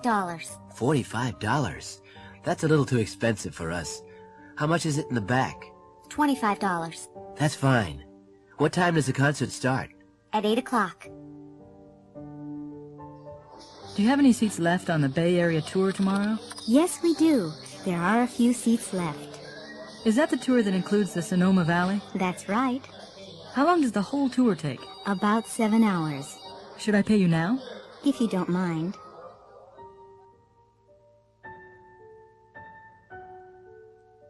A new job. Jeff, have you seen this ad in the New York Sentinel? Yes, I saw it, but I'm not interested in finding a new job. I've been here since I left college. I like working here. Really? I've only been here for 3 years, and I'm already tired of doing the same thing every day. I'm afraid of getting really bored. Oh, come on. It's not that bad. You'll do the same thing there every day. Yes, but the salaries are good. I'm not interested in making more money. I have enough now. I can never have enough. Of course, you live at home with your parents. I like living with my parents. What's wrong with that?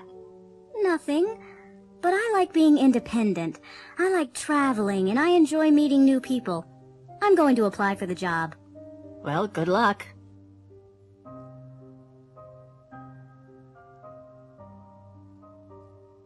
Talking about the weather.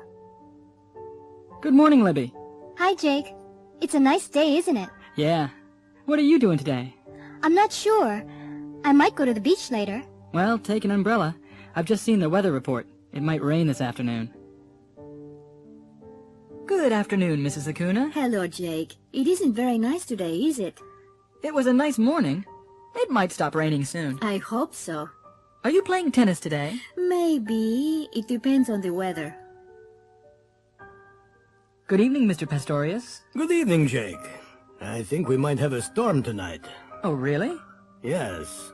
The sky's very dark, and I've just heard thunder. Oh, great. I like thunderstorms. I don't. I'm afraid of the lightning.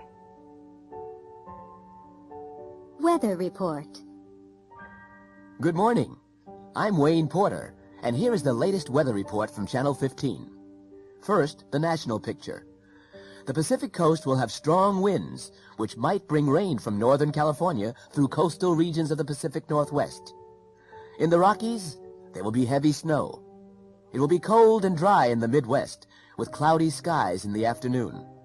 Over to the Northeast, where there will be clear skies this morning. There might be some rain in the afternoon, but it won't be heavy.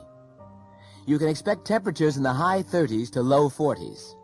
Finally, here in the Southeast, it will be warm and sunny in the morning, with a 40% chance of rain in the early afternoon. There will be rain in the evening, and there might be thunderstorms at that time. Now we're going over to Joan Zane in our Tampa studio for your local weather news. Good morning. I'm Wayne Porter with your latest weather news from Channel 15. Let's look at the national situation first. The Pacific coast will have clear and sunny skies all day, but it will be quite cold. The Rockies can expect further heavy snowfalls in the north, and it will be extremely cold. The Midwest will have strong winds coming down from Canada, and these winds will bring a lot of rain into the region. There might be snow in the west of the region later. The Northeast will have cloudy skies with temperatures in the mid-40s. There will be strong winds and heavy rain on the Gulf Coast of Texas, and there might be thunderstorms later in the day. These storms might move across into Florida by the early evening. In Florida, it will be a very hot, humid day with cloudy skies, but there won't be any rain in the earlier part of the day. Now let's hear from Joan Zane for more weather news for the Tampa Bay area. A restaurant kitchen. Hurry up, Chef. I have 12 customers and they all want today's special. Some of them have been waiting for 15 minutes. They're getting upset. I know, but I only have 2 hands. You'll have to help me. Help you? That's not my job. I'm a waitress, not a cook. Well, one of my assistants is off today and the other is out sick. Oh, okay. What do I do first? Well, start putting the meat on the plates and I'll finish these vegetables. Okay. Is that enough meat? That's a little too much. Take some off. What about potatoes? Oh, put on plenty of potatoes. They're cheap. And lots of peas. All right. Can I take them out now? Have you put the gravy on yet? Huh? Oh, no, I haven't. Where is it? Here it is. Oh, there isn't enough gravy. There's plenty in that pot over there. Where? Oh, okay. I've got it. Fine. Now you can begin taking the plates out to the customers. Whew, they're hot. Well, use a dish towel. And don't carry too many plates. You might drop them. Oh, I won't drop them. I've never dropped a plate in my life.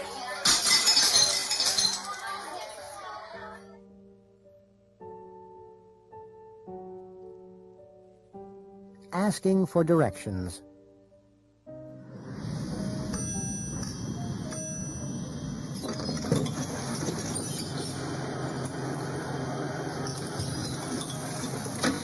Good morning. Can I help you? Yes. I have an appointment with Mrs. Bedoya, the sales manager. What time is your appointment? 11:30. Okay. You're Ms. O'Hare, aren't you? Yes, that's right. Take the elevator to the 3rd floor. Go down the hall to the left. Mrs. Bedoya's office is the 3rd door on the right. You can't miss it. Thank you. Don't bother to knock. Just go right in. She's expecting you. Excuse me. Yes? I'm lost. Is this the way to Disney World? Well, you can get there this way, but it's not the quickest route. Oh, no. Well, can you tell me the best route? Sure. Turn around and go back to the expressway. Turn left and go on until you get to the interstate. That's the I-4. The I-4? That's right. Turn left on the interstate and follow the signs for Tampa. That's I-4 West. You'll see signs to Disney World after a few miles. It's exit 26.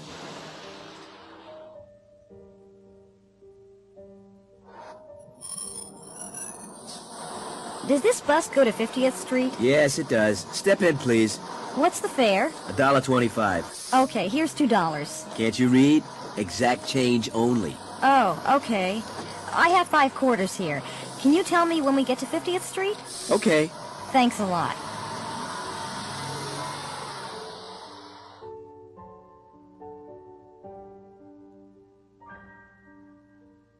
Coast Guard Rescue. This is the KLLN Radio News Desk. It's 5:15.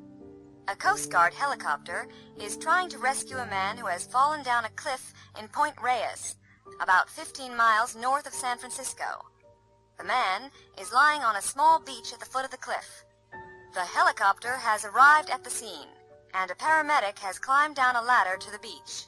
He's speaking to a doctor on the helicopter by radio. Hello? Can you hear me, Doctor? Yes, I can hear you clearly. Is he unconscious? No, he's conscious, but he looks pretty bad. Okay, ask him if he can move. Can you move? No, I... Ask him if he's in pain. Are you in pain? Oh, yes, Ask him where it hurts. Where does it hurt? It's my back. Uh-oh, don't move him. I'm coming down.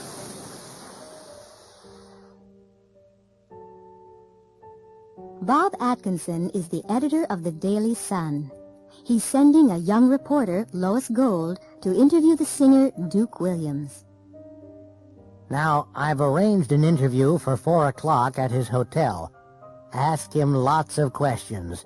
You know, ask him if he likes the city, ask him what his next record will be and when he recorded it, and ask him where. Ask him all the usual questions, but don't ask him how old he is, okay?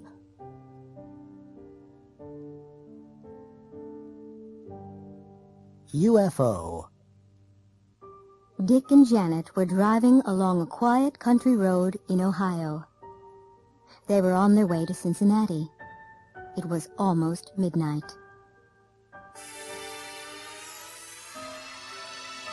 Dick, look over there. There's something in the sky. What is it? I don't know what it is. It's probably a plane. I don't think so. It's too big and too bright. You've seen too many movies, Janet. Oh, no. What's the matter? The engine just died. What's happened to it? Well, I don't know what happened. We'll have to find a service station. There's one in the next town. Great, but I don't know if it's open. It's really late.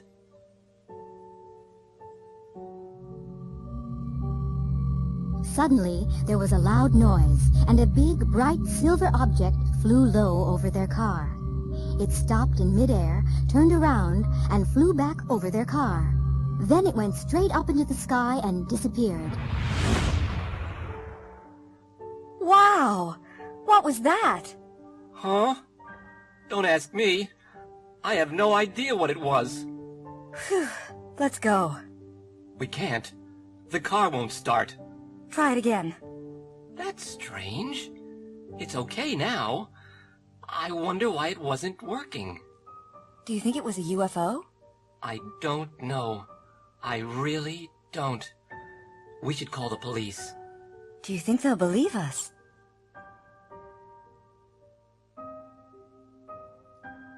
A mugging. One night, Sarah Garcia, an elderly widow, was walking down a dark street in Philadelphia. She was carrying her purse in one hand and a shopping bag in the other. There was nobody else on the street except two young men. They were standing in a dark doorway. One of them was very tall with light hair. The other was short and fat with a beard and mustache. The two men waited for a few seconds and then ran quickly and quietly toward Mrs. Garcia. The tall man held her from behind while the other one tried to snatch her purse. Suddenly, Mrs. Garcia threw the tall one over her shoulder. He crashed into the other man, and they both landed on the ground. Without speaking, Mrs. Garcia hit both of them on the head with her purse and walked calmly away. The two surprised young men were still sitting on the ground when Mrs. Garcia crossed the street toward a door with a bright sign above it. Mrs. Garcia paused, turned around, smiled at them, and walked into the Philadelphia Judo Club.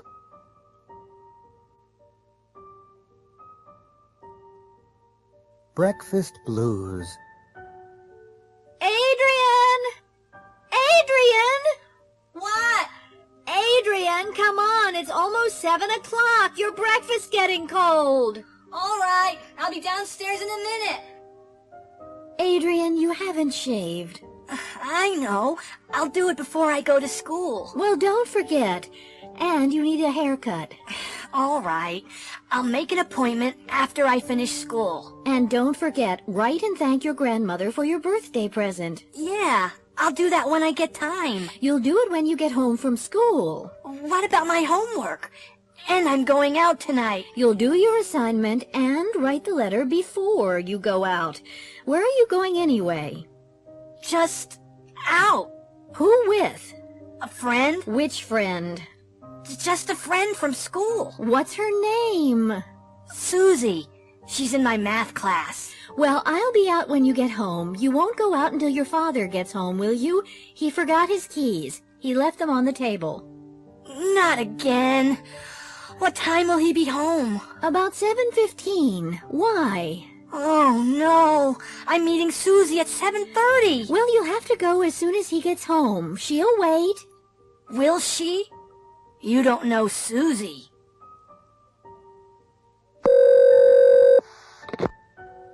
Hello? Hi, Susie. It's me. I'm sorry, who? It's me, Adrian. Adrian Roth? Oh, hello, Adrian. What's wrong? It's about tonight. I might be late.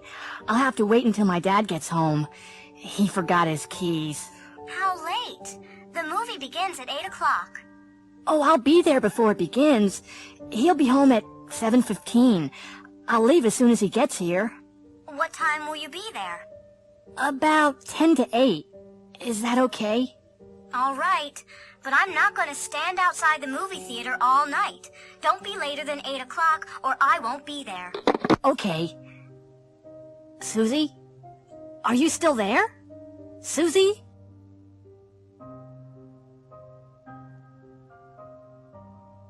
General Hospital. Maternity unit. Mr. Diaz is in the maternity unit. His wife's going to have a baby. Hello. You're Mr. Diaz, aren't you? Have you been waiting long? Not really. Is there any news? Not yet. We'll tell you as soon as there is. Have you thought of any names for the baby? Oh, yes. If it's a girl, we'll call her Lucia. And if it's a boy, we'll call him Francisco. Operating room. David Foster has had a serious accident. His wife's outside the operating room now. Mrs. Foster, I'm Dr. Yamamura. Oh, doctor, how is he? Well, I'm afraid we'll have to operate. Oh, no. He's always been afraid of operations. Don't worry. If we operate now, he'll be all right. Oh, doctor, do you really have to? I'm afraid so. He's lost a lot of blood. If we don't operate, he'll die. East Wing. Ms. Wright has just arrived at the hospital. She's going to have a minor operation tomorrow. This is your bed, Ms. Wright. Oh, thank you, nurse. Now, get undressed and get into bed. There's a buzzer on the night table. If you press the button, someone will come right away. Oh, I'm sure I won't need anything. Well, don't forget, if you need anything, just press the button. Emergency room. Oh, how did this happen? He was playing soldier and he put the pot over his head. Now it's stuck. Have you tried to get it off? No, I'm afraid of hurting him. Yes, if we pull too hard, we'll hurt him. What are you going to do?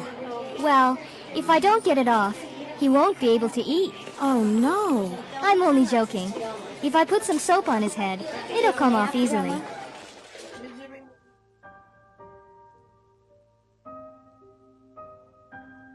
On the road. Lee, you can't park here. There's a fire hydrant. Oh, we'll be back in a few minutes. It's okay. Oh, no, it isn't. You'll get a parking ticket if you leave it here. No, I won't. It's 5:30. All the traffic cops have gone home. Oh, Lee. Yes? Is this your car, buddy?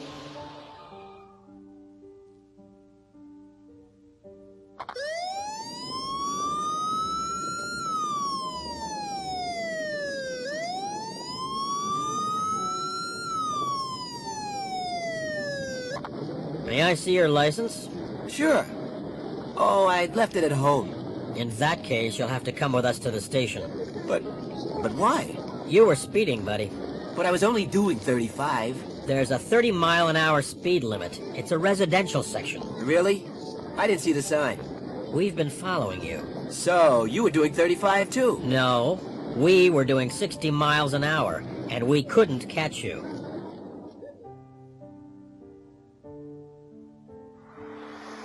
Hello, Turnpike Service Station. Hi.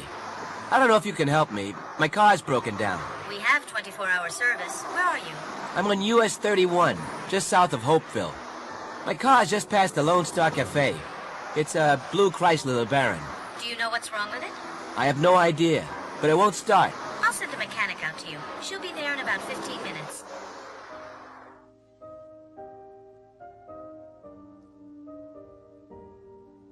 Reservations. Glory Inn, Atlanta. Hi, this is Zoot Lambert, the manager of Titanium. You know, the band. I want... Please hold, Mr. Lambert. I'm putting you through to the reservations manager. But... Mr. Lambert, this is Lauren Perry, the hotel manager. Oh, yeah? Well, I need 5 rooms for Friday night. That's the 15th. I want the best rooms in the hotel. Sorry, I'm afraid I cannot accept your reservation. Now look, we always stay at the Glory Inn. I know that, sir. Last time you were here, we had a number of complaints from other guests. You mean they don't like long-haired rock musicians? That's not the problem, sir. The band used bad language in the coffee shop and threw 2 TV sets into the pool. Yeah. Well, they'll be more careful this time.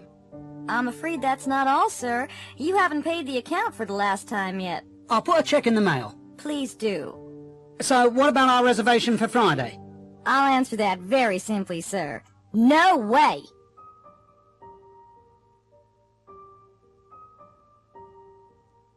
Emergency. Dial 911. Operator 366. I've just seen 2 cars crash into an armored truck.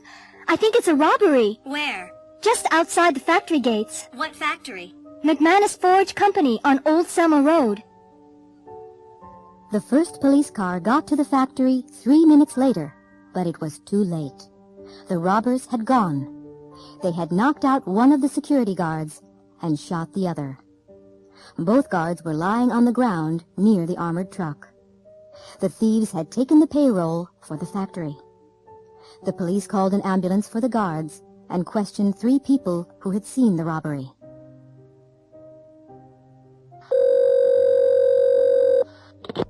Operator 217. I want to report a fire. Where is it? The Texaco service station on Hudson Street. Come quickly. Yes, a fire engine will be there in a few minutes. The fire engine got to the service station just in time. The convenience store in the station was burning. Fortunately, the fire hadn't reached the gas pumps and hadn't spread to the neighboring buildings.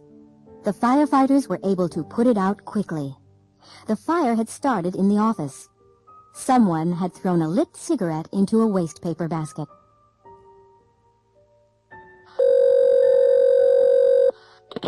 Operator 577. There's a boy in the river. I don't think he can swim. I can see him from my window. In the river? Where? Oh, I'm sorry. Near Key Bridge, the Washington end of the bridge. I'll send a paramedic ambulance right away.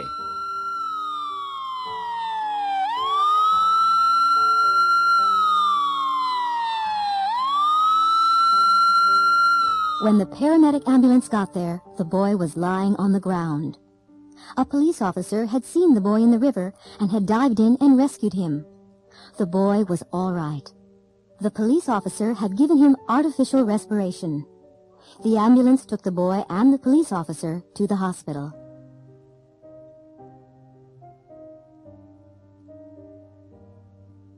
Embarrassing experiences.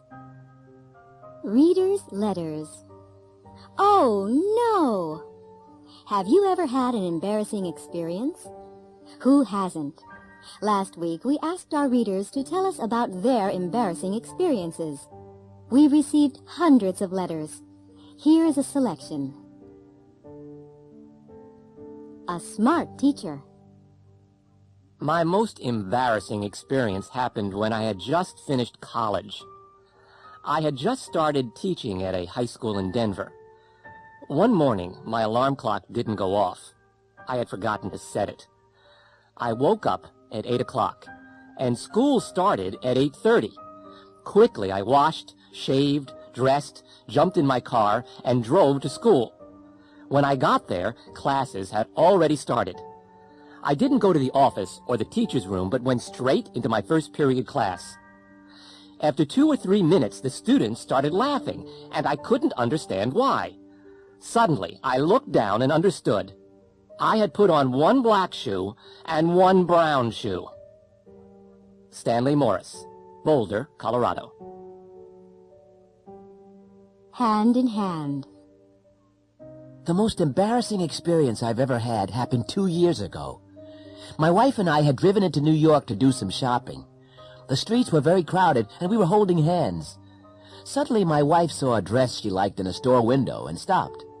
I started looking at some radios in the next window. After a minute or two, I reached for my wife's hand. There was a loud scream, and a woman slapped my face. I hadn't taken my wife's hand. I had taken the hand of a complete stranger. Gary Hall, Paramus, New Jersey. A parking problem. My husband and I had decided to buy a new house, and I'd made an appointment to see our bank manager. I'd never met him before, and I was a little nervous. I drove into town, and I was lucky enough to find a parking space outside the bank. I just started backing into the space when another car drove into it. I was furious. I opened my window and shouted at the other driver. He ignored me and walked away. It took me 20 minutes to find another space. As soon as I had parked the car, I rushed back to the bank. I was 10 minutes late for my appointment. I went to the manager's office, knocked, and walked in. The manager was sitting behind his desk. He was the man who had taken my parking space. Margaret Larcade, San Antonio, Texas.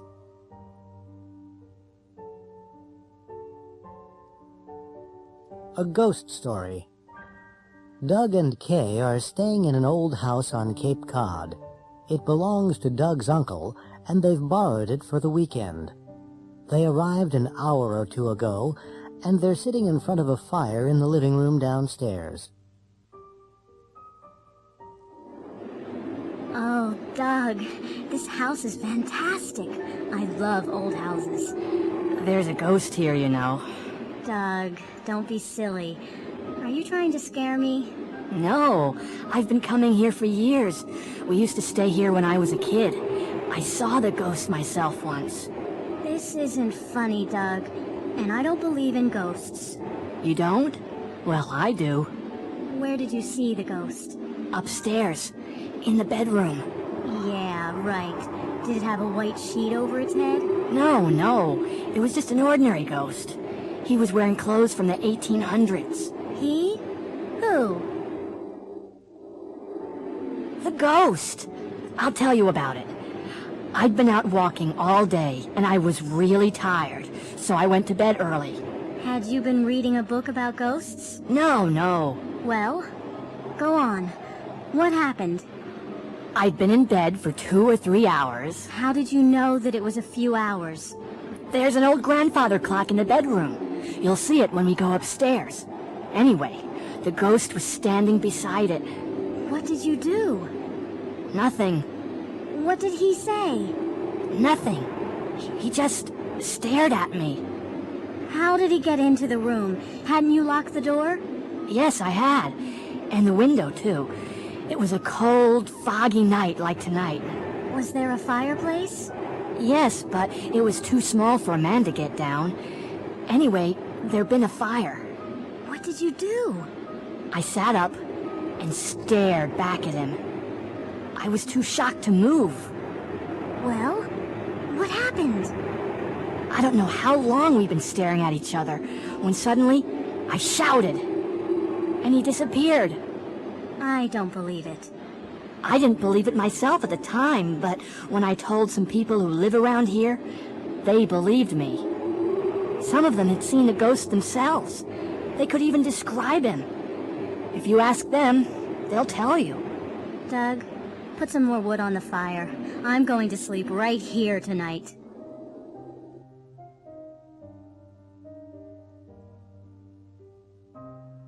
Buying a present. In a record store. Excuse me, I'm trying to find Rat Run Rat by Please Be Funky. It's their latest single. Oh, right.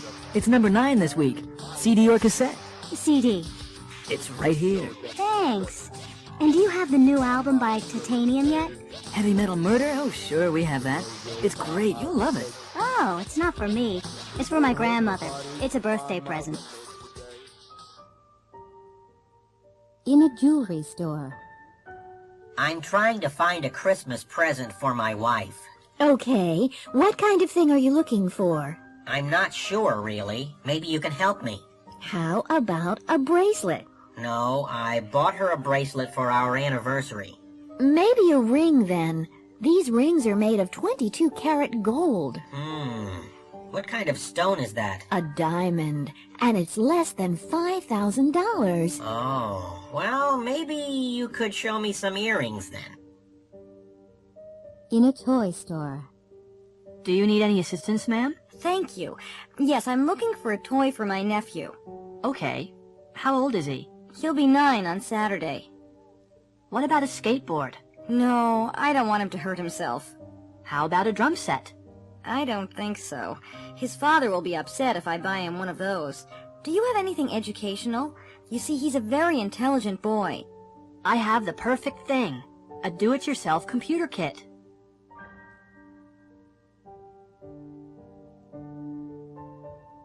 Where is it made? Good evening. I'm Jesse Carson. Welcome to Double Your Cash. Our first contestant tonight is Dawn Sikorsky from Lincoln, Nebraska. How are you doing, Dawn? I'm doing fine, Jesse. What do you do, Dawn? I'm a librarian. And were you born in Lincoln? No, I wasn't. I was born in Omaha. Okay. Now the first question is for $100. Are you ready? Sure. Where are Ferrari cars made? Are they made in Spain? Are they made in France? Or are they made in Italy? That's easy. Italy. Correct. That's great, Dawn. Okay, Dawn. You can take the $100 right now, or you can have another question and double your cash. I'll take another question. Okay. This is for $200. When was Martin Luther King Jr. murdered? Was it in 1963, 1965, or 1968? He was murdered in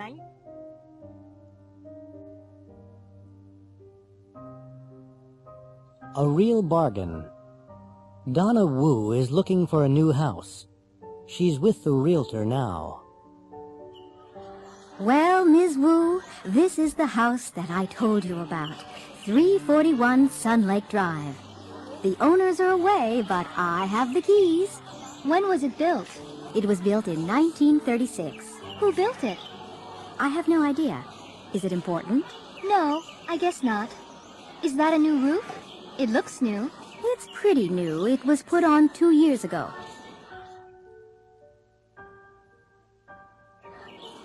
It's in very good condition. The previous owner was a builder. I'm worried about the electrical wiring. Has it been rewired? Yes, it has. Oh?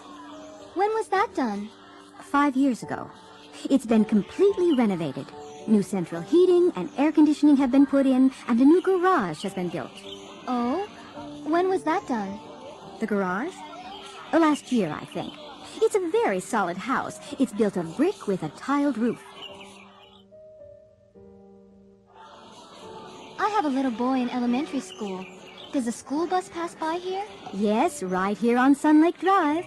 The children are picked up at 8 o'clock and they're brought home by 3:30. It's really not expensive. I've seen a lot of similar houses, and they're more expensive. Oh, yes. It's a real bargain. Are there any plans for new construction in this area? Excuse me? New construction? Well, yes, a new hospital is going to be built about 6 blocks north of here. Anything else? Well, a new interstate highway will be built next year. You'll be able to get to the city in half the time. Where exactly will the interstate be built? It'll be built just down the street.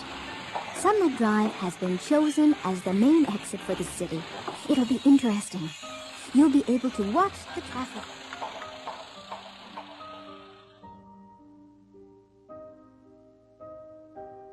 The 6 o'clock report. Good evening. This is Rose Ann Silvernail with the 6 o'clock report from WBTV Baltimore. Our top story tonight. Alan Wolf, the great plane robber, has been caught in Costa Rica. He was arrested in a San Jose nightclub.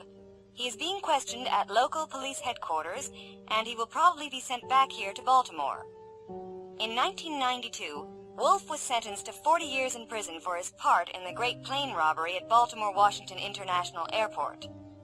He escaped from the Maryland State Penitentiary in April. Since then, he has been seen in 10 different countries. Another tragedy in the music world. Jerry Henderson, the lead guitarist of the rock group The Rats, is dead. He was found unconscious in his room at the Baltimore Glory Inn early this morning. Henderson was rushed to the Johns Hopkins University Hospital, but doctors were unable to save his life. A number of bottles which had been found in his room were taken away by the police. The painting Iris Morning by Penoir was stolen last night from the Baltimore Museum of Art. The painting, which is worth over $5 million, had been given to the museum in 1993. It hasn't been found yet, and all area airports, highways, and train stations are being watched. All vans and trucks are being searched. A reward of $50,000 has been offered for information. And finally, Jumbo, the elephant that escaped from the Baltimore Zoo this afternoon, has been caught. Jumbo was chased across Druid Hills Park and was finally captured at a hot dog stand near the park's main gate. Jumbo had not been fed and was trying to take bread rolls from the stand. A tranquilizer gun was used, and Jumbo was loaded onto a truck and was taken back to the zoo. At the zoo, he was examined by the zoo veterinarian. Fortunately, no damage had been done, and Jumbo will be returned to the elephant house tomorrow.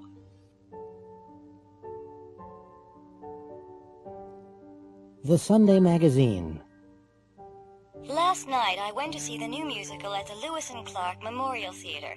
It's called Space Opera and was written by Tim Weber with music by Andrew Rice. It was a highly entertaining evening, and the audience enjoyed every minute of it. The music was performed by the Idaho Symphony Orchestra, and it is really great. The hero is played by soap opera star Danny Clean, and he sings most of the best songs. However, the most popular song in the show is Starlight Tonight, and I'm sure it'll be a big hit. It's sung by Lorna Winter, who plays the Queen of Jupiter. Her costumes are sensational. They were designed by Annette Field. One dress cost more than $20,000. There is a CD of the show available on the Polyglot label, and an illustrated book which is published by Apple Tree Books. Take my advice. Go see it.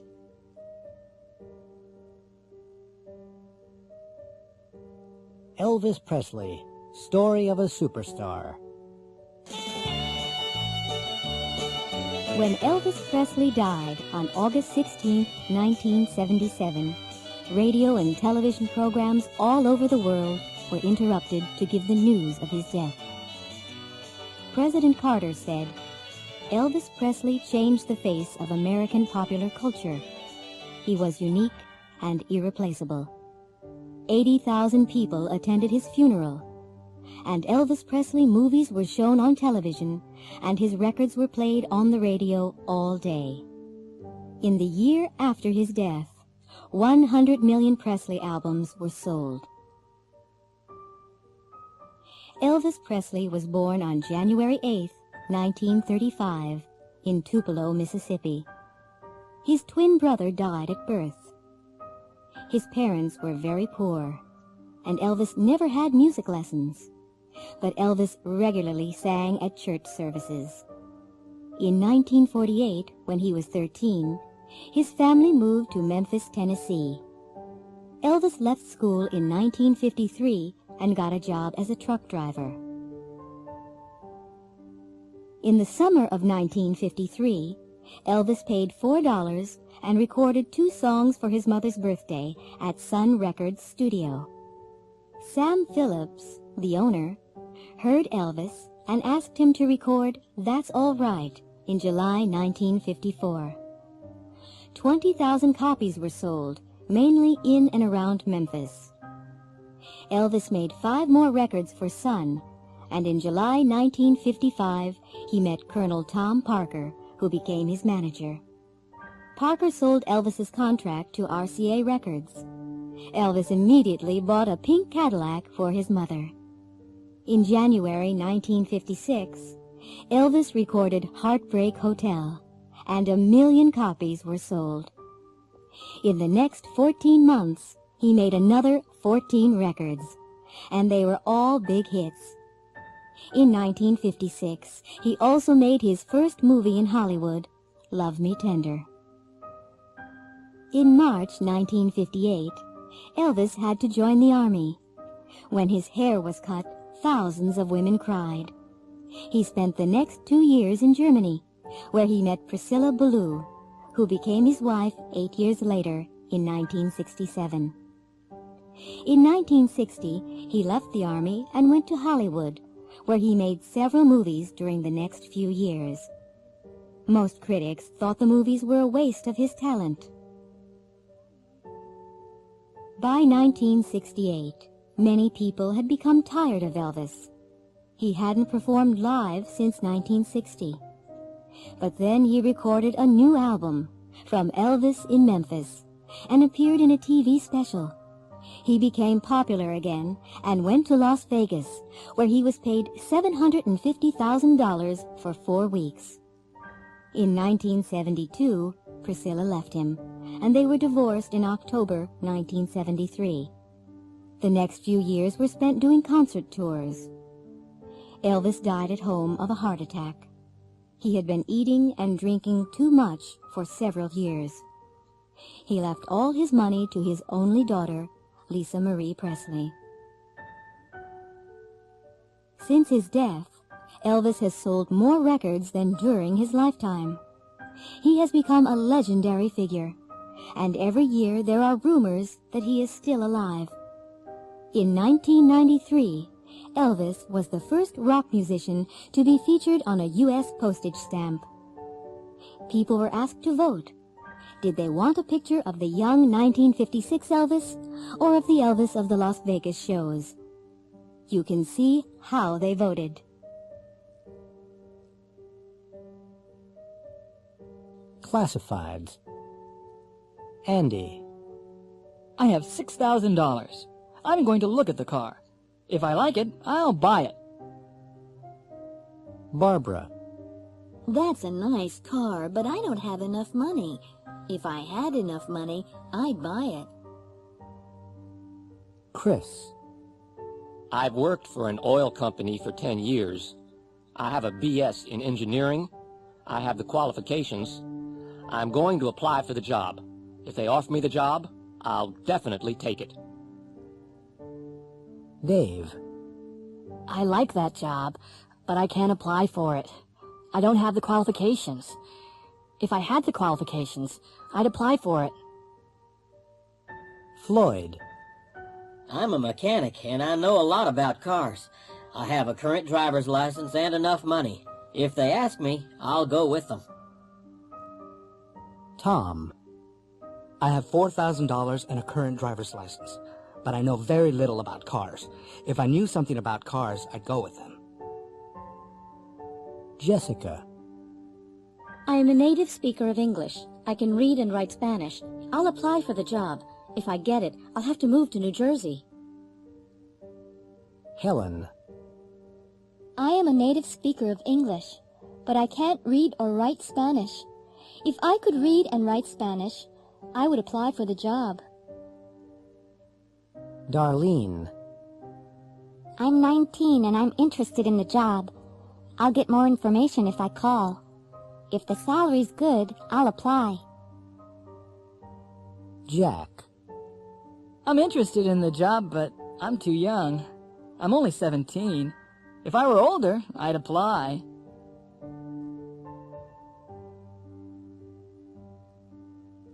Eating out. Are you hungry?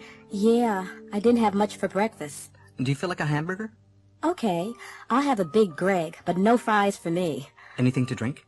You've been here before. What are the shakes like? Not bad. I'm getting one. Okay, I'll have a strawberry shake. Anything else? No, that's all.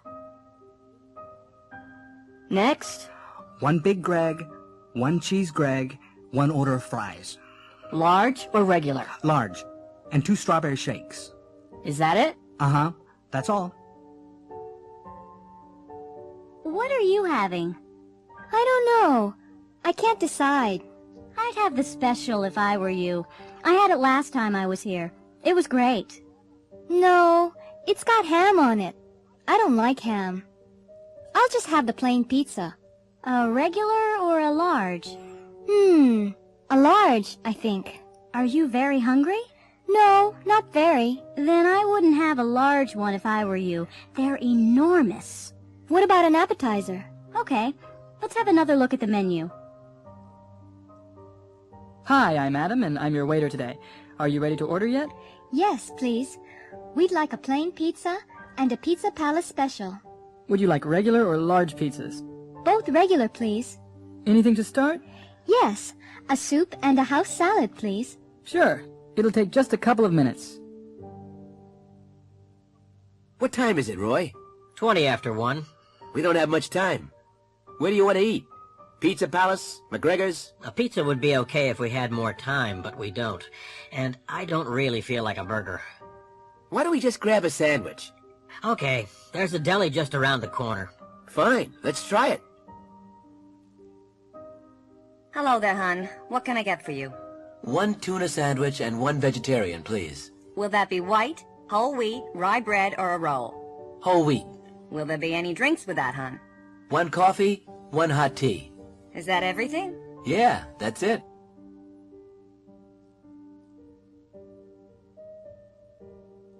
Offshore oil. On tonight's edition of Mississippi Magazine, we'll look at offshore oil in the Gulf of Mexico. Oil was first discovered in the Gulf of Mexico in the 1930s. Since then, more oil has been found off the coasts of Florida, Alabama, Mississippi, Louisiana, and Texas. More money is being brought into the state of Mississippi from offshore drilling leases. We aren't going to become very rich, but we must decide how to spend the revenue from oil. We took our TV cameras into the streets to ask people their opinion. Our question was, if you were the governor of Mississippi, what would you do with the money? Well, of course I'm not the governor, but if I were, I'd spend the money on more hospitals and schools. We need more doctors, nurses, and teachers. We don't have enough good teachers. If salaries were higher, we could keep better teachers. And there aren't enough doctors and nurses either because the medical schools are too small. If they were bigger, we would have more doctors and nurses. Money that is spent now on education and health is an investment for the future. I think the answer is simple. Taxes are too high in this country. I would reduce state taxes. If we reduced taxes, people would have more money. If they had more money, they'd spend more. Industry would have to produce more, so it would need more workers. There would be more jobs, and we would all be richer. I'm very worried about the economy. There aren't enough jobs for everyone, and people with jobs aren't making enough money. If I were governor, I'd help low-income families pay their heating and electric bills. I'd encourage farmers to produce more food more cheaply. I'd bring more industry into the state. If we did that, everybody would benefit, wouldn't they? There's one thing that makes me happy. I'm glad the money stays in Mississippi. The federal government would spend it on more tanks and bombs. There's too much crime and violence nowadays. There aren't enough police officers on the streets. I'd give cities money to increase the size of their police forces, and I'd raise their salaries. If we had more police officers, we'd all feel safer. And I'd increase the benefits for senior citizens. I've worked hard all my life, and I should have a reasonable standard of living.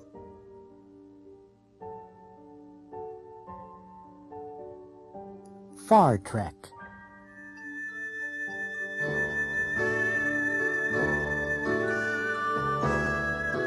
These are the voyages of the Starship Interface. Its 50-year mission, to boldly go where no one has gone before.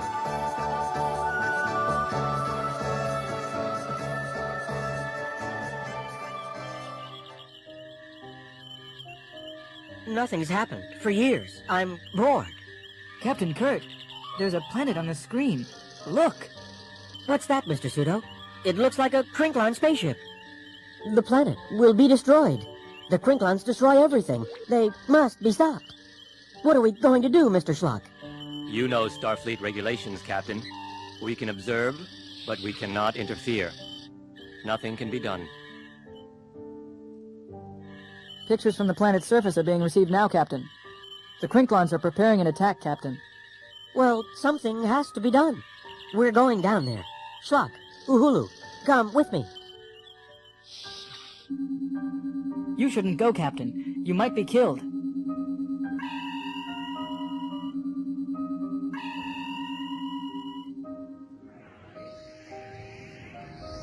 But where are the people? This doesn't look like the same place. At last, Captain Kirk, I have tricked you. I cannot be beaten. You and all your crew will be killed. I will fight you, but let my crew go. Where did the Krinklon go? What happened? Nothing happened, Captain. You were bored. You needed to be entertained. We turned on the artificial reality machine. It was all a dream.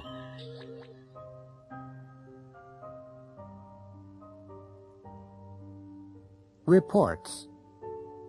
Lynn Willis is a new reporter for the Los Angeles Daily Echo. Last week, several famous people arrived at L.A. International Airport, and Lynn was sent to interview them. Nobody told her very much. Cristina del Castillo, Secretary General of the United Nations. I'm very busy. I have a lot of appointments. I can't say very much. I'm happy to be in Los Angeles. I enjoyed my visit in January. I'll be here for only 12 hours. I'm going to meet the governor. I have no other comments. Lynn's report. Cristina del Castillo visited California yesterday. She arrived at 10 a.m. and we asked her to comment on the international situation. She just made a brief statement. She said that she was very busy and that she had a lot of appointments. She said she couldn't say very much, but she said that she was happy to be here and that she had enjoyed her visit in January.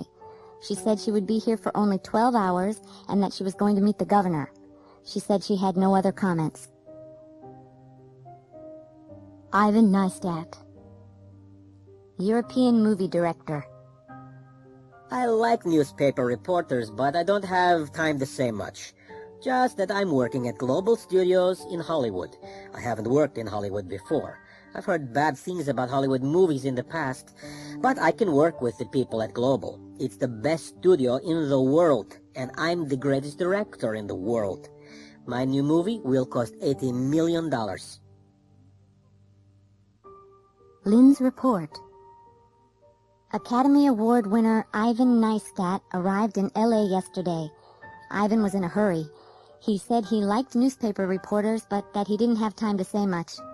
He said that he was working at Global Studios in Hollywood. Ivan said that he hadn't worked in Hollywood before, and that he had heard bad things about Hollywood movies in the past. He said that he could work with the people at Global. He said that it was the best studio in the world, and that he was the greatest director.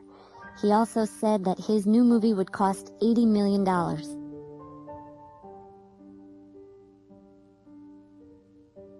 Oral exams. Hey, Martha, have you finished the exam? Yes, I have. Whew. Was it hard? Well, yes, it was pretty hard. Did you pass? I don't know. Miss Nadler didn't tell me. What questions did she ask? First, she asked me what my name was. That was pretty easy, wasn't it? Yes, except I couldn't remember.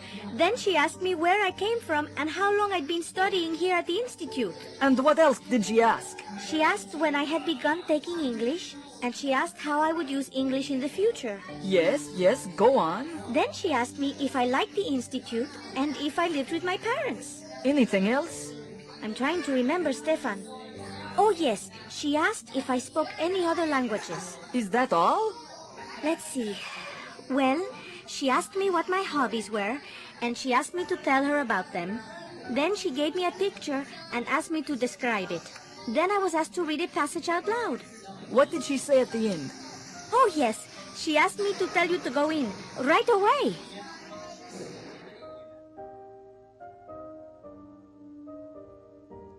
But you said...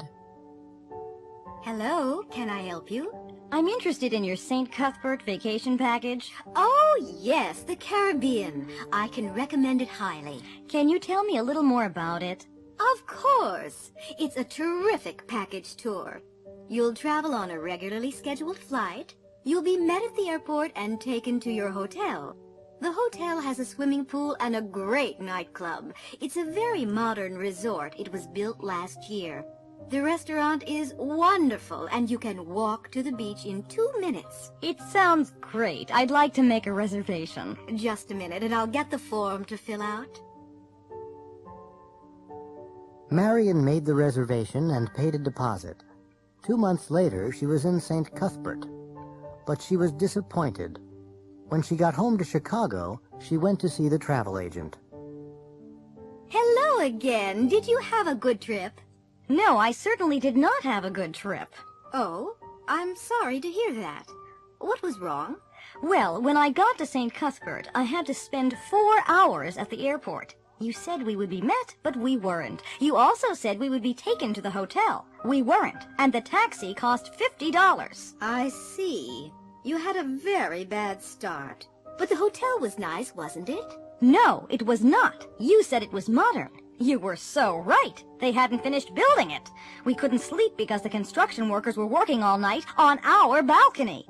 You said it had a swimming pool, and it did, but it was empty. And the restaurant. They served canned tuna fish every night. Tuna and rice, tuna salad, tuna and spaghetti. Oh, no! You said that the hotel was near the beach. You said we could walk there in 2 minutes. Couldn't you? Sure, but there was one problem. There was an oil refinery between the hotel and the beach, and it took half an hour to walk around it. Oh, no. I'm really sorry. We didn't know. We really can't give you a refund. But we can give you a 10% discount on your next vacation. Next vacation? I'm spending my next vacation right here in Chicago.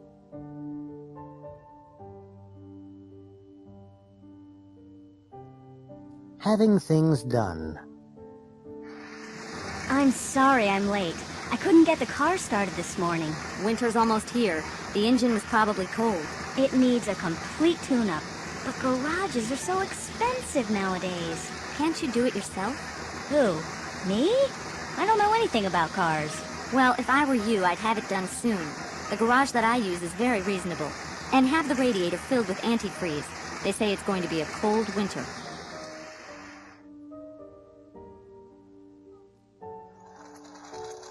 Hi. Do you do alterations? Yes, we do. What do you want done? I'd like to have this skirt lengthened. It's too short for me. Fine. It'll take about 2 weeks. And at the same time, I want to have this dress shortened. It's a little too long. Okay. Would you mind putting on the skirt first? You can change in there. Hello, can I make an appointment to see the optometrist? Sure. Would next Friday be okay? At 3 o'clock? Do you have an earlier appointment? No, I'm sorry. That's the earliest. Well, that'll be okay then. I want to have my eyes tested. I think I need new glasses. Bye. Bye. Oh, be careful. That isn't the door. It's a window. What? Oh, yes, it is a window. Do you see my problem? Supermarket shock. Picture 1. Michelle went to the supermarket last Saturday. While she was shopping, she met her neighbor David. David was with his 3-year-old son Joshua. Picture 2. While they were talking, Joshua got bored. He began playing with some jars of coffee. He took a jar from the shelf. It was very heavy. He put the jar into Michelle's shopping bag. She didn't notice. Picture 3. As Michelle was leaving the supermarket, a store detective stopped her. She took the jar of coffee from Michelle's bag. Picture 4. The manager was very angry. There had been a lot of trouble with shoplifters recently. I'm sorry, but I have to call the police. Oh, no! It's all a terrible mistake. Now I remember. I was talking to my neighbor. His name's David Samuels. Anyway, his little boy Joshua was with him. You see, Josh was playing with some jars of coffee. He was bored, I guess. David asked him what he was doing. I remember. Then I left them and I did the rest of my shopping. I paid for my groceries and went out into the parking lot.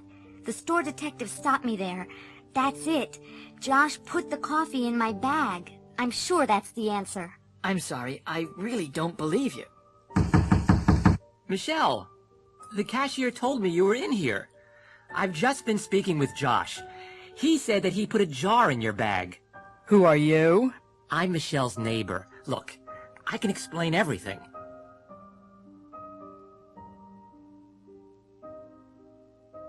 The appointment. Once upon a time, there was a rich caliph in Baghdad. He was very famous because he was wise and kind. One morning, he sent his servant Abdul to the market to buy some fruit. As Abdul was walking through the market, he suddenly felt very cold. He knew that somebody was behind him. He turned around and saw a tall man dressed in black. He couldn't see the man's face, only his eyes. The man was staring at him, and Abdul began to shiver. "Who are you? What do you want?" Abdul asked. The man in black didn't reply. "What's your name?" Abdul asked nervously. "I am Death," the stranger replied coldly and turned away. Abdul dropped his basket and ran all the way back to the Caliph's house. He rushed into the Caliph's room. "Excuse me, master. I have to leave Baghdad immediately," Abdul said. "But why? What's happened?" the Caliph asked. "I just met Death in the market," Abdul replied. "Are you sure?" asked the Caliph. "Yes, I'm sure. He was dressed in black, and he stared at me. I'm going to my father's house in Samara. If I go at once, I'll be there before sunset." The Caliph could see that Abdul was terrified and gave him permission to go to Samara. The Caliph was puzzled. He was fond of Abdul, and he was angry because Abdul had been badly frightened by the stranger in the market. He decided to go to the market and investigate. When he found the man in black, he spoke to him angrily. "Why did you frighten my servant?" "Who is your servant?" the stranger replied. "His name is Abdul," answered the Caliph. "I didn't want to frighten him. I was just surprised to see him in Baghdad." "Why were you surprised?" the Caliph asked. "I was surprised because I have an appointment with him tonight in Samara."